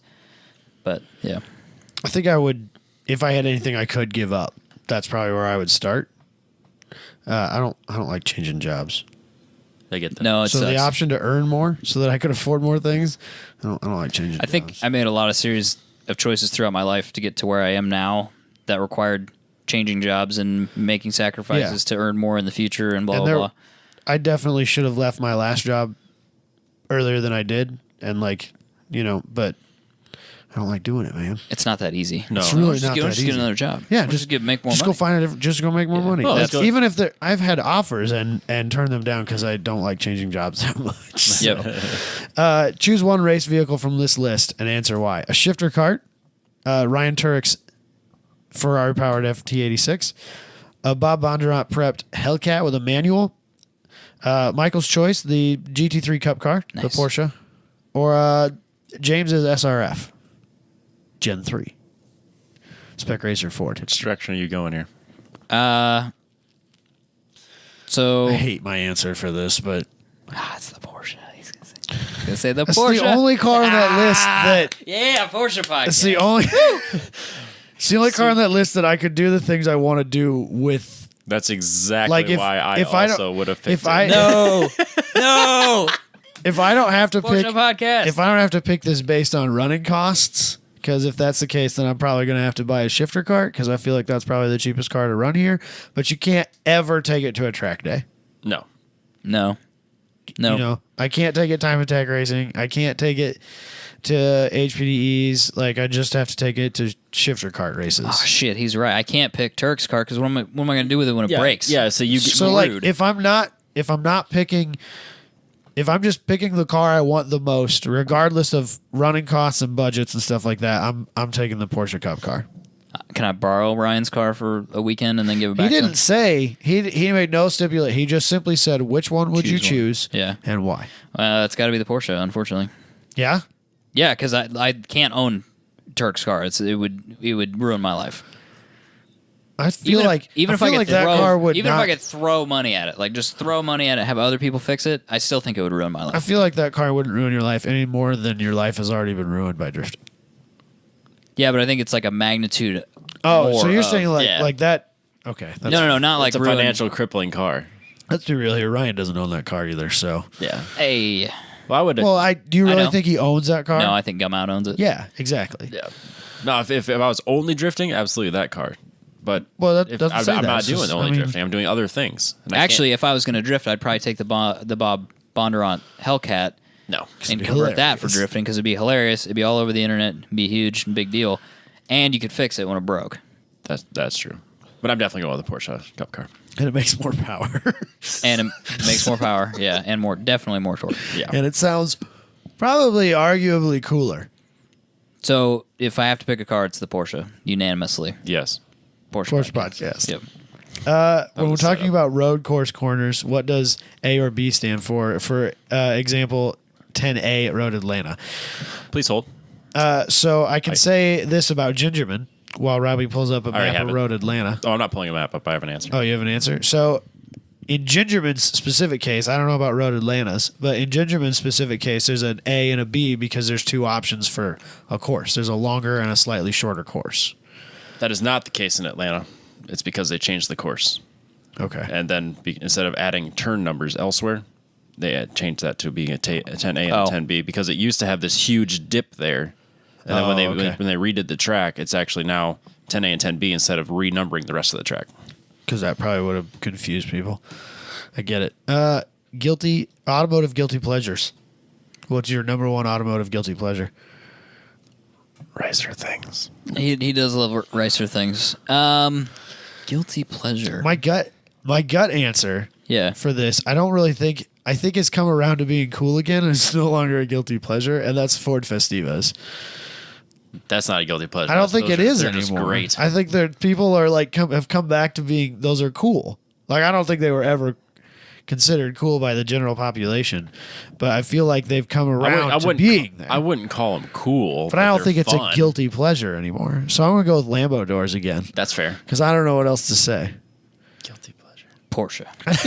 I feel like maybe my entire automotive Actually, life is a guilty pleasure. I've decided. frankly. Yeah, well, that's fair. Well, Fiat, yeah, the Fiat's Because I make a not lot of great. terrible decisions and I love terrible things. So I will admit that I've been looking a little too closely at C5s, and I've decided that they've aged really, really well, like really well maintained ones. I don't that know are what it was about lowered. that particular picture that was posted on the group. I know. The joke about the 16 and the S16 17 and S17. But that C5 that was in that picture looked so good. Yes, it did. I don't know why. It was just that car. Maybe it was the angle or whatever it was about that car looked so good. In black, lowered, the right wheel offset. Ooh, boy. But I've also decided that I really, really, really like C6s when they've been prepped for like time attack and stuff like that. Jeremy Swenson's red ZR1 is such a good looking car. Yeah. Porsche Corvette podcast. What's next? James wants to know what we're doing with our automotive bucket lists and what we would add or change now. I'm going to go with 0. We could start over. Yeah. We all I've done realistically could probably do that again. I still need to do the off-road stuff. If somebody wants to do something in the fall, hit me up because I will Still do haven't it. hit 200 miles an hour.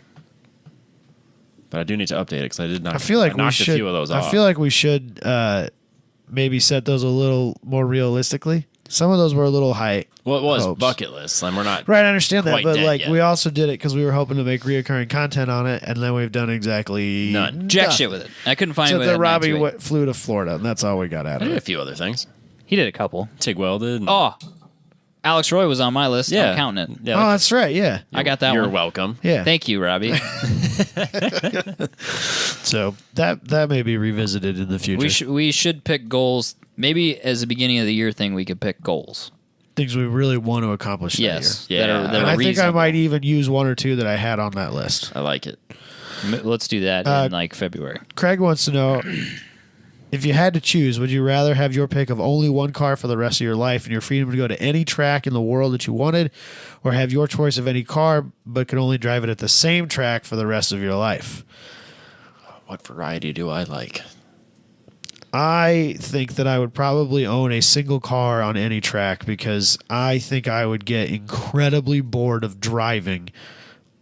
The Like same track. I don't even like driving the same route home twice in a row from work. That's how driving ADD I am, and I think I could handle one car. Like I could find the one car much better than I could handle the same track over and over and over. Yeah, again. I'm with Adam on this. I think I agree. get bored. Unanimous. What racing simulator would work best on the PC or console to replicate autocross and give users adjustable options for the car? For autocross, you talked about that one I last. think it's called Live for Speed. Is what a lot of the autocrossers use to build courses or have in the past. I have zero experience with anything outside of Xbox 360 and PS3 games, Yeah, so I'm not not when it comes to that the level right of person what you're looking for that. for. But yeah, I Dusty think- might know if there's an option in iRacing. He might, yeah. Dustin. Yeah, I don't know that there's. I don't think there's a build your own option in. Oh, there's iRacing. not. No, and the cars are pretty limited Yeah. to what you can do with them. It's You're just right. like a camber, like Yeah. suspension adjustments is about all you can They're do. like on 'em. spec cars. Right. Yep. So Fair enough. Mike Farr wants to know what brand is associated as being an enthusiast brand but isn't embraced by enthusiasts. That's an interesting question. I think, Hyundai. yeah. I had a different answer, but I agree with yours more. Yeah, that's fair. If I have to, like, I'm not shitting on I Hyundai. think no, they're absolutely not embraced by enthusiasts. I think that's a Dude, perfect. that Ricer of the Day group, it's all shitting on Hyundais all day long. That's all it is. Okay. I think that's a better answer than the one I had. I was going to say Fiat, but I think you're much more correct. Yeah, I'd go with. I I would feel like- argue Hyundai on that one. Fiat's pretending to try. Hyundai is actually trying. Do they even make the 500 of Barth anymore? Who knows, dude? Who even knows with that company? Yeah, that's I think fair. they're pulling the 500. So, but like, who cares? 70-mile-an-hour speed limit on a 3-lane highway, what do you set your cruise control to? I know Allegedly? What do you set your cruise I control set to, it to Robin? 70 because I'm not a maniac. 70? But allegedly, I'd probably set it to. It's different than it used to be. 70. I used to set it at like 90. 77. I do 5 over everywhere I, 5 go, over, period. yeah. I do 7 over on a 70. It's 10%. Seems fair. What's next? Oh, that was my logic. It's all, Jared wants to know, how dare you? And he follows it up with, what gives you the right? He has a point, to be fair. I feel like that's a pretty accurate description of this podcast in general. How dare you? How dare we? What gave us the right? I laughed at that. I actually laughed at, and I think I said on Well, the you don't group, see anyone I think I stopping said on us. the group like that's actually really brilliant. If you really read it, it's so good. Because I wanted to and nobody stopped me. Comedically, it's really fucking Oh, hilarious.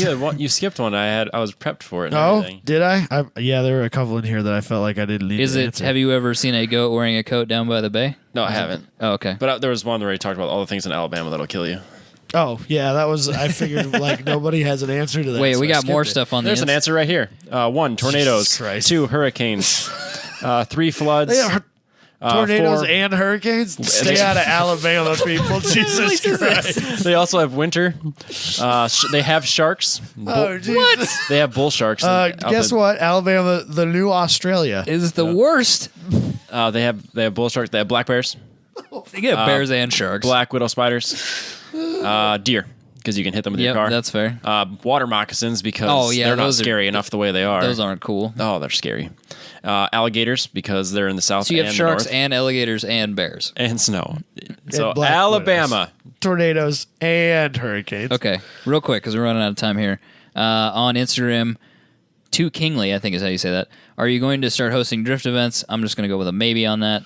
Why hasn't Michael installed a Big Country Labs wing yet? Nick DeVries on the group said that I am not allowed to. That was so- Battle that's- Arrow. that's- That's not Big Country Labs. Well, it's the same idea. Big It's Country- hot boy nonsense. I didn't know if I thought Big Country BCL Labs was. like a legitimate. Yeah, I thought they like were. if they have. I don't know if it creates. I know downforce. Battle Arrow isn't. I don't mind. but- Don't. I don't know if it creates downforce or All not. right, that's fair. But Nick says no. It's hot boy. What Nick nonsense. says goes. Nick is the drifting Guru. technical guru guy. Okay, hold on. I'm not done. I'm still not done yet. 5'10". Let's see here. That was a spam comment with a checkered flag and a What I think is strong arm hilarious thing. is that you responded to it. Thanks, mate. mate. I need to go back to responding to those. Oh god. What's the local drift scene like for you guys? pretty Drift good, Collective. actually. I think It's not bad. I think that if I had to pick one scene that's the best, at least of the ones that I've been involved in, because I don't really know the dirt track scene that well. Yeah. But either drag racing or drifting. But I think drifting might be better just because there's not as many people who are not doing it legally, correctly. Yeah. Sure. That was I haven't met very many of the drift guys I don't like, and I'm not even the drift guy. Yeah, but like drifting's more they've inclusive, all it been seems. really cool. yeah. It's inclusive. Yeah, Blackhand _ Brandon is who that was. Casey Drift and O Drift Collective, if you're interested on that. Yep. Skeet _ 47. What do you guys think about the Gen 1 Chevy small block? I think it's a brilliant engine, and when the LT explodes, that's probably what I'm going to build because I'm going to show those LS nerds like Robbie that you can make stupid horsepower on a small block using no money. I'm I'm good with that, Yeah, dude. Yeah. No problem here. Easy shots with a 0 for an O. When are Robbie and Michael going to run them? Someday, maybe. We need to get to the drag track. Both cars need to run at the same time. Nick Alderson did the clap thing with the exclamation point. Thanks for that, dude. Loves the French fries. Who else listened to Adam and Adam Slip the Dangle podcast? Oh, Adam Jabay. Adam Yeah. Slip the Dangle. I get it. And thought, these are the worst radio voices ever, but then listened to every episode since. So apparently loves the French fries, listens to Slip Angle now. We also have terrible radio voices, which I'm fine with. But it works. All right, we're done. Can we keep moving? Yeah. We're running out of time here. Holy shit. Okay. shocked. That's why I kept the news short. Smart. News brought to you by Apex Pro. A lot of promos this week. If you go to apextrackcoach.com, what you want to do is add the the unit to checkout and then add the suction cup mount. If you enter the code at the top, you have to click this thing that says enter coupon. Click that. 10 tenths Apex, you'll get the windshield mount for half off. And then what was the code for I think that's just free this shipping? week. So by the time this Oh, damn, that was it. Oh, damn, Shoot. that sucks. Yeah. Okay. Never mind. Just Anyway. 10 tenths Apex. If you catch, were you going to share that this week? I already did. Oh, Yep, you did? Okay. yep. So if you missed our social media, it sucks to be you. That's why you should be following us. Well, But that's you can fair. still get. You can still You should get. follow Apex too, because They shared it. yeah, it was their post to begin with. Yeah, don't forget, you guys, half off the windshield mount if you enter the code 10 tenths Apex. As we talked about before, intuitive track day coach. I mean, once you add that suction cup mount to that whole package is like less than $470. Yeah, And you've spent money on dumber shit, I guarantee it. That will not make you faster, and this will. That will not make you faster. You can use it at every track event. You can use it at a list of tracks that they have built into the app. You can build your own tracks. You can use it for You can share it autocross. with your friends. You can share it with your friends. You can look think at it's the cool. crew view stuff if you have the iPhones coming to the Android coming up here pretty quick. Yep. Plus their support, like through Andrew and stuff too, is pretty incredible. So Right. I mean, the it's best. it's by far the Best best value. value. Yeah, Yeah. because it's inexpensive and you get a ton of data that's going to help you be a faster driver. It's a no-brainer. Seriously, just go to the website and check it out. It makes a lot of sense. They've got some YouTube videos that'll show you how to use it and set it up. It's super intuitive, super simple. It's going to make you a better driver right out of the box. It Grid doesn't Life- seem like it would make sense, but it works. it works well. And Grid we've Life used it. Racers, find us at round 5. We'll Please. have one. Yes, Oh, yeah. Very true. We're bringing it, Okay. no matter what. Sounds great. we'll be there. Do that. 10 tenths Apex. There's a little thing at the top you got to click on to open the box that you put 10 tenths Apex in to get the discount. Doesn't pop out at you immediately, but that's how you do it. Cool. The Lexus ES will be the first mass-produced vehicle with rear-view mirrors that are cameras instead of actual glass. And you can't use them. And you can't use them in the U.S. Or anywhere Right. except Japan. Yeah, so it's only I allowed think you to use them in Europe, Oh, is that? but they're not selling it in Europe. I think the right. EU They're only has a law that selling allows it, though. in Japan. I It's gotcha. only being sold in Japan as of right now. Okay. The thing that I don't understand is it still has a thing sticking out of the side of the car. Why wouldn't you get rid of the mirror stock? Because I thought the whole point was to make it more aerodynamic, and It's the same reason. rear view mirror pods are like some of the highest drag inducing things on a car. Yeah, like on a semi. But Well, why just in wouldn't you general. just Well, yeah, especially on a semi, it's like 5% or something. 'cause Yeah, the technology doesn't exist just to get rid of most of that? Because there's still a thing sticking out, like a considerable distance. Volkswagen Doesn't it- is way doesn't it- smaller on that crazy thing they built. The one on the e-tron looks way better. No. There was that that crazy hypermile diesel thing they built. Oh, XL1 or something like that. That they were trying to get 100 miles a gallon out of, or 200 miles a Oh. gallon, or whatever that number Fair enough. was. And they had, I mean, it was literally like a half an inch bump on both sides. That's what just we a need. tiny little thing So you expect with to like see. a really wide angle lens on it, if you're gonna do it, do that. Not this, which looks like they literally just took the mirror off and And put a put a camera in camera. its place. and put a camera there, and then they used what I assume is like a Garmin screen from 2008 and stuck it to the window. That's what it looks the like. hell is That's that? even worse. I don't know if this is is that a real rendering of how it looks in the car? It's not on like the center console or I anything. can only assume. No, I think that they want the screen there so that you still have that moment where you look at where the mirror is. No, and you it's should a put it screen more. instead. You should put it more in line of where you're gonna view. Just like it's like gauges for your race car. You don't want them way over there. You want them right next peripheral vision. Well, I think maybe that'll change over time. I think Okay. people are still used to looking. Yeah, that's where probably the true. mirror is, Well, I you think know. that's probably why the mirror still has a stupid stock. Is because it's the same reason that the dinosaurs in Jurassic World still No, don't have do feathers. this to me. Oh, Jesus Christ. It's because people can't handle dinosaurs without feathers. People can't handle cars without mirrors. This literally looks like a Garmin unit. Yeah, no, it's terrible. It's the worst design I've ever seen. Just have a mirror. It doesn't add anything to the experience. I don't think it makes it better. It just makes another thing to break. Yeah, That's not the better. camera should, in theory, should give you better field of view. Which is good. But I I'm feel fine like with if that. it's mounted in the same place, Well, does the- it really have that much better field of view? The camera does. The camera will be able to. The backup camera I know can change its focal length, and then change where Okay. you're focused. So like if something's coming, or like this mirror, if there's a car coming up on your right, it's supposed to like angle out so you can see them. This could fix a lot of problems for Chevy and the Camaro. Yeah, Yeah, if you just made all the windows out of TV screens, it'd work out great. What's it called? Big Hoss? Just get a big Hoss in your Just gonna Camaro. get- You'll be able to see everything. There you go. Fix that car. yep. I don't think this adds a lot of value, in my opinion. No, I think it's got a ways to go. It's going to add a lot of technology-wise. cost for not Yeah. a lot of value. Right. Something to break, a cool thing to show your friends that's not really that cool. I also wonder how many people would actually take that. I assume it's an option. It has to be. Yeah, but it's really- probably rolled up with something else that you really do want. Yeah. The heated seats. The heated seats. So you can't have that unless you have the mirrors. But we'll never get it because our laws here are dumb anyway. So They'll change that eventually. You can't though. have a screen running in front of the driver. They'll change that eventually, though. They'll allow it for cameras. You think? I guarantee it.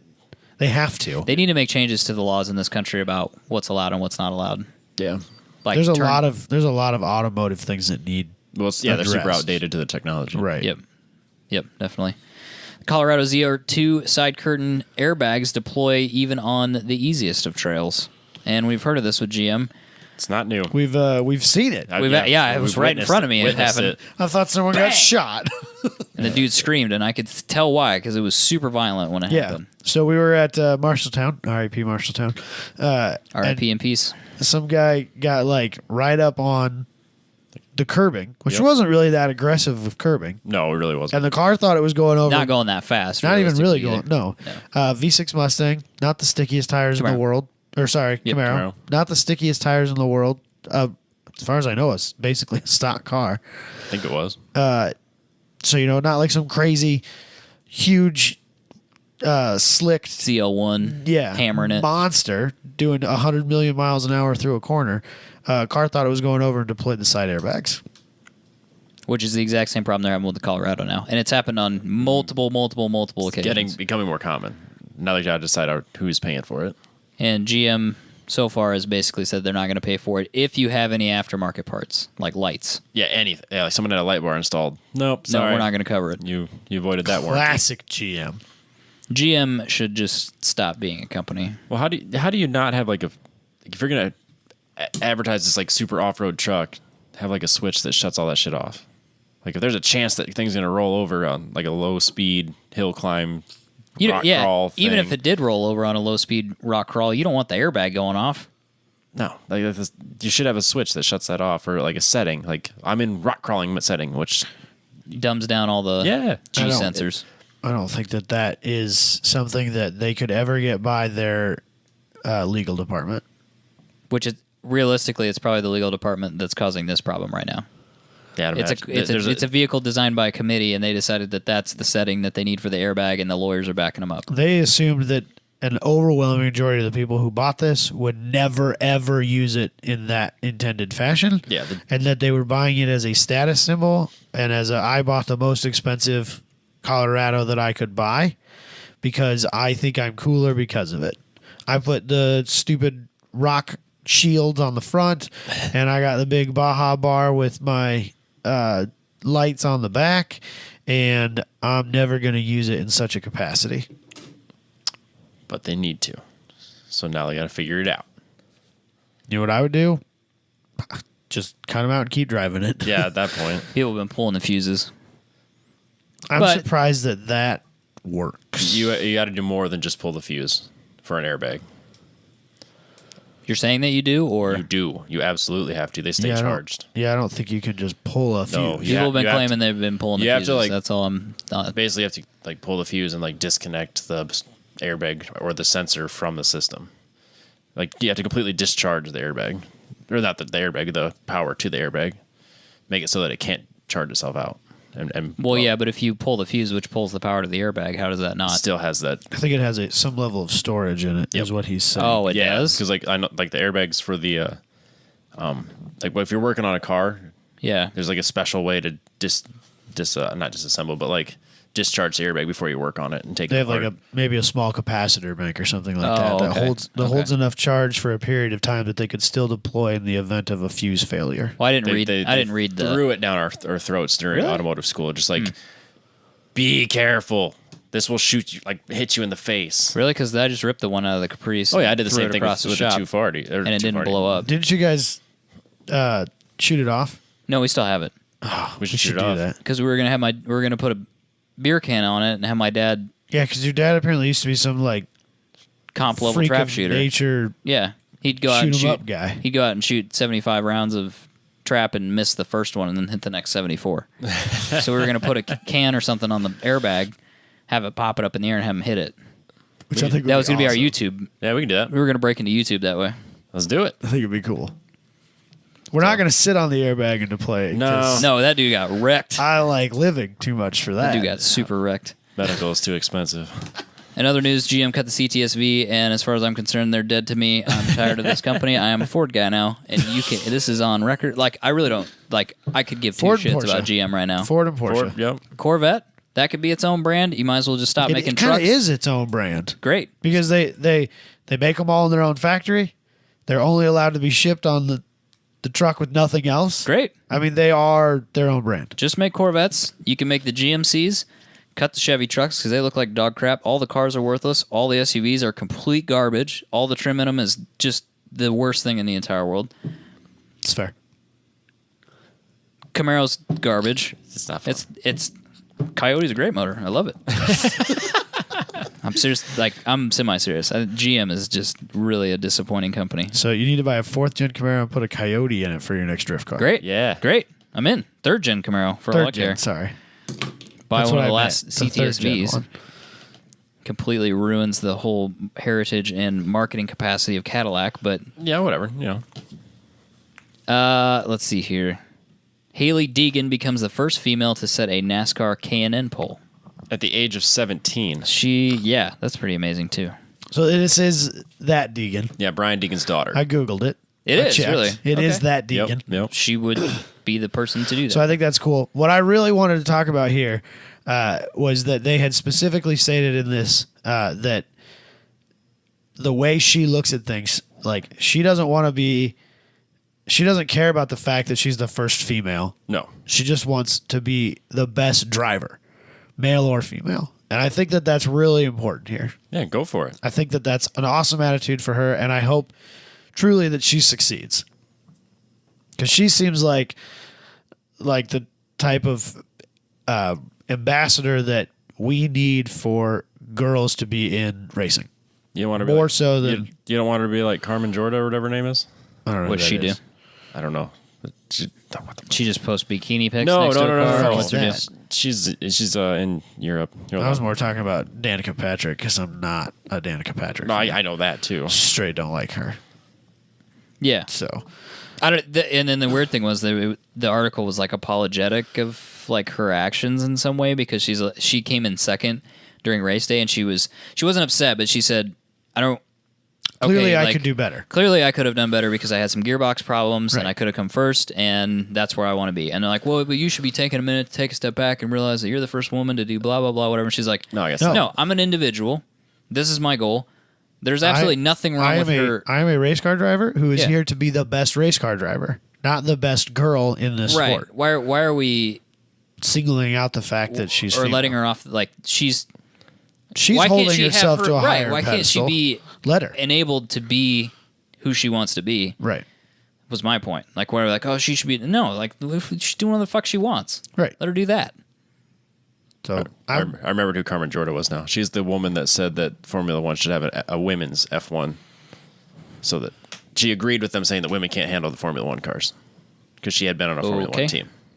She was on the team. She had been she was on a test driver. Yeah, I she was on remember a, who this yeah, chick is now. Yeah. She was a test driver at some point. At some Well, level So she for took some she team. took the other direction. She went the other way that yeah, women where- need to have their own team because they can't compete in regular Formula That's what she was saying. But then Haley's just like, yeah, fuck that. Is anybody given a woman an opportunity to compete in Formula One? Meaning, Not if, really. if they have the merit to do so. I don't know that there's been a woman Seriously chased after who's it. chased after it and been at that level in recent years. Well, maybe Not that I can remember. Haley could do it if she doesn't want to do stock car racing, but she probably has an amazing future in the what's it now, the Monster whatever. The Monster Energy Cup. Yeah. Sounds like she could do amazingly well at that, or probably I anything hope else so. she wants to do. At IndyCar 17, and She's off to she a set great pole. start. She got second with mechanical with a failures. bad gearbox. She couldn't shift into fourth. And 6th overall for the season. I mean, That's if you that's could do, good. if you could not be able to use a gear and still place second in a racing that's that specced out, you're good. You've got places to go. Yeah. That's pretty cool. I also didn't realize that they were doing that on dirt. Oh, that was a dirt race? It's a dirt race. Because in all the Vegas. pictures were not dirt. No, Vegas is a dirt track. That's awesome. Interesting. There was another article I saw from a writer at Jalopnik that had posted that some dude had asked her to sign Oh yeah, the tramp stamp area. of him. Of Is that what all those himself. weird comments were about tramp stamps? Yes. Yes. So there was a separate article that I didn't post on this Okay. where they were like destroying this guy because he, like a middle-aged man, A grown man. a fully grown man, and A natural Ugh. light beer I drinking. feel uncomfortable. yeah, like I feel like super beer uncomfortable. belly Her dad's age. dude, right? I'm super and uncomfortable. Probably older and than having that. a 17-year-old girl Sign his signing on his tramp stamp area, That's so weird. and It's uncomfortable, right? Yes, yeah, it's gross. uncomfortable. all I have to say about that is kudos to her for being able to do it because She did it. She took it like Yeah. a champ. It's like whatever. she's got a big smile on her face Oh in the my picture God. and everything. Like, I could She's probably this super like fucking yeah, she's loser. super down to earth. I bet, but man, I bet she's she was pushing it thinking to the limit. this loser. Like this is what he's into. that is inappropriate regardless of who you ask. It's a good thing. Male, somebody deck him. female, Yeah. underage or not. Any- that is Watch her dad inappropriate. just and destroy No, just any dude. Like, dude. Are you that's serious a right now with that 17-year-old. That's But weird. even outside the fact that it's a 17-year-old girl, I don't care if it was a 35-year-old dude. It's not any less weird. That's true. Yeah, it's uncomfortable no matter what. It makes me really uncomfortable. But no, she's got a future for sure in whatever racing she focuses on. Yeah. I was really excited to read that she has the attitude of, I don't want to be the best girl in the sport. I want to be the best driver.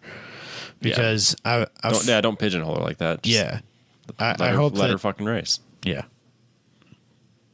We don't need to go any further than that, I think. No, I just think that if she has a goal, people should be enabling her to obtain it.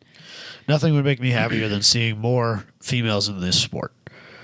Or in cars in general. Yeah. And not- Or just people not making excuses for someone's gender related to racing. Like just or just excuses race. for anything Just race. of them. Yeah, just get out there and race. Regardless, And 'cause handicaps have been proven to not be an issue if you don't let them be. You know, it's like there's- that dude that drifts with no arms. Yeah. or chair slayer, too. with Chair. no legs, But Yeah. the dude or with legs Rob- no the Rob dude Parsons? that drifts with his feet, he's a maniac. Oh god, Yeah. yeah. That dude's awesome. Yeah, he destroyed Richard Hammond. Yeah. What is his name? He's It's, like I think he's pro level in somewhere. yeah, Drew. But he's I want to say amazing. he's like in Latvia or something like that. It's crazy to watch him. It's like really like What's his holy name? God. That's some talent there. It's cool. Bartos, yeah, that sounds right. Bartos, Z and an S and a Z. So regardless of Polish. gender, age, or handicap, if you put your mind to it, I think you can do Not it, and Polish. that's awesome to me. That is cool. Yeah, Polish. Polish, is he really? Oh, okay. Yeah, there he is. Yeah, watch some videos of that dude. Go follow him on Instagram because he's pretty cool. Bartosz. He's pretty cool, Bartos dude. Drift. And he was on that Grand Tour episode season 2 or something like I that. think that was the first season. Was it first season? Yeah. There you go. It was Check one it of the out. last episodes. Yes, you're correct. What else coming up? So we're going to be at Gingerman October 5th, 6th, somewhere in there. There's a bounty on a hug for Robbie, so please get out there and give him a hug if you see him. Yep. If you're not sure who he is, just ask around. You'll find one of us Find eventually. the Blue 240. Don't do that. Blue 240, or just ask around. There's enough people there that are going to know who he is. Just give him a hug. Don't do that. He's a nice guy. No, He's it's a not. friendly type person. Hug anybody in a 1010s podcast shirt. Yeah, we could just hug it out. It's fine. If I have to take a few hugs to make sure that Robbie gets hugged, Right. like if it's It just is like a what- shotgun blast of Right. hugging, Yeah. like you just got to hug a bunch of people to eventually get Robbie. I'm totally down for that. I'm cool to meet some people. What so. I really enjoyed about this was that Adam Jabay said that he was going to hug you so much it was going to crush your soul. And That's impossible. that's Jabay's the like exception. I Everybody can't knows even describe how happy that makes me. Right. Just the thought of that amount of hugging for Robbie. Jabay loves you so good. much that it will So kill you good. inside. It's like a child with their pet guinea pig that they just Yeah, they love. strangle it. They love it until it's no longer living. They just hold it. So my kid does that to my cat. So I have to stop him every Hey, like, stop what- choking the cat to death. just leave Coney alone. Leave please. Kitty alone. But yeah, hug bounty. You'll get high fives and maybe a beer or something if you get him. It's totally worth it. Plus, you know, It's it'll not make him worth it. uncomfortable all weekend. That's pretty cool. Free stickers and shirts for those that don't. Oh yeah, right. It's bullshit. Like I said before, I feel like a majority of people will take a free sticker from Michael or I for hugging you over taking a free sticker from you for not. Not buying it. What I think is really going to happen is people are, I won't hug you. You'll give them a sticker, and then they're going to snake one in there. I will spend the rest of the weekend getting that sticker back. It's And then okay. they'll get 2 stickers. Yeah, it's okay. If you snipe Robbie with a hug, I'll give you 2 stickers. Even like a hug from behind that he didn't see coming, perfectly acceptable. At what point is this you gotta- turned into like a sexual gotta- assault? Don't have it be sexual. A snuggle struggle. Don't do that. This is meant to be a fun thing. We've crossed the line here. Just make sure you know where the line It's is. my favorite term ever. It's not. It's so bad. It's funny. so bad. It's not good. The vibe is not good. It makes It's me so uncomfortable. funny. It's I like a love it so 17-year-old much. signing a man above his ass. It's not a good Not- thing. no. It makes me uncomfortable. Snuggle struggle. Get out of here. That's amazing. You got a race coming up, right? Yeah, this weekend. This weekend, so I'll it'll be be done over. when should be racing still when this is on. You got one more Sunday. RPM though, right? Yep, Before Saturday the and end of the Sunday year. at RPM, and then October 5th and 6th, assuming nothing catastrophic happens. Oh, right. You're doing that. There's no more RPM after that, though? Nope. Okay. Not unless I somehow talk myself into drifting on the 27th. Yeah, Maybe O like Drift is around October 20th, 21st, somewhere in there. No, 25th. And then PRI is coming up. So if you guys are going to PRI, let us know because we will be there. And we're not doing SEMA this year just because it was too much to try to bite off this upcoming month and all the stuff going on. So I still haven't even figured out how you get in there yet. I know somebody now. Make a call. Oh, okay. Yeah, it'll be fine. When we want to go, we'll go. It's not a big deal. Shit, we got into FD. We get into No, I'm not SEMA. worried about it. I Oh, just need to no. figure out how. It's not that I'm worried about being denied. It's that I just don't Well, know where to go, where to start. well, yeah, I'll ask somebody when the time comes. Yeah. So I think that's it, right? Longest Follow us podcast on ever. Instagram. No, this one's not too bad. Follow us on Instagram for stickers or hug Robbie at a race event for a sticker. If you hug him at RPM, just shoot me a message. I'll get you a sticker. I will deny it. Didn't Picture happen. BS. Always pics. Picture BS. Tell your friends. It's the best way to get shared on our Instagram. The people wonder why I stay at Oh, home a our lot. Instagram is just going to be pictures of Robbie getting hugged from now on. not even I'll change mad the about it. password so he can't log in.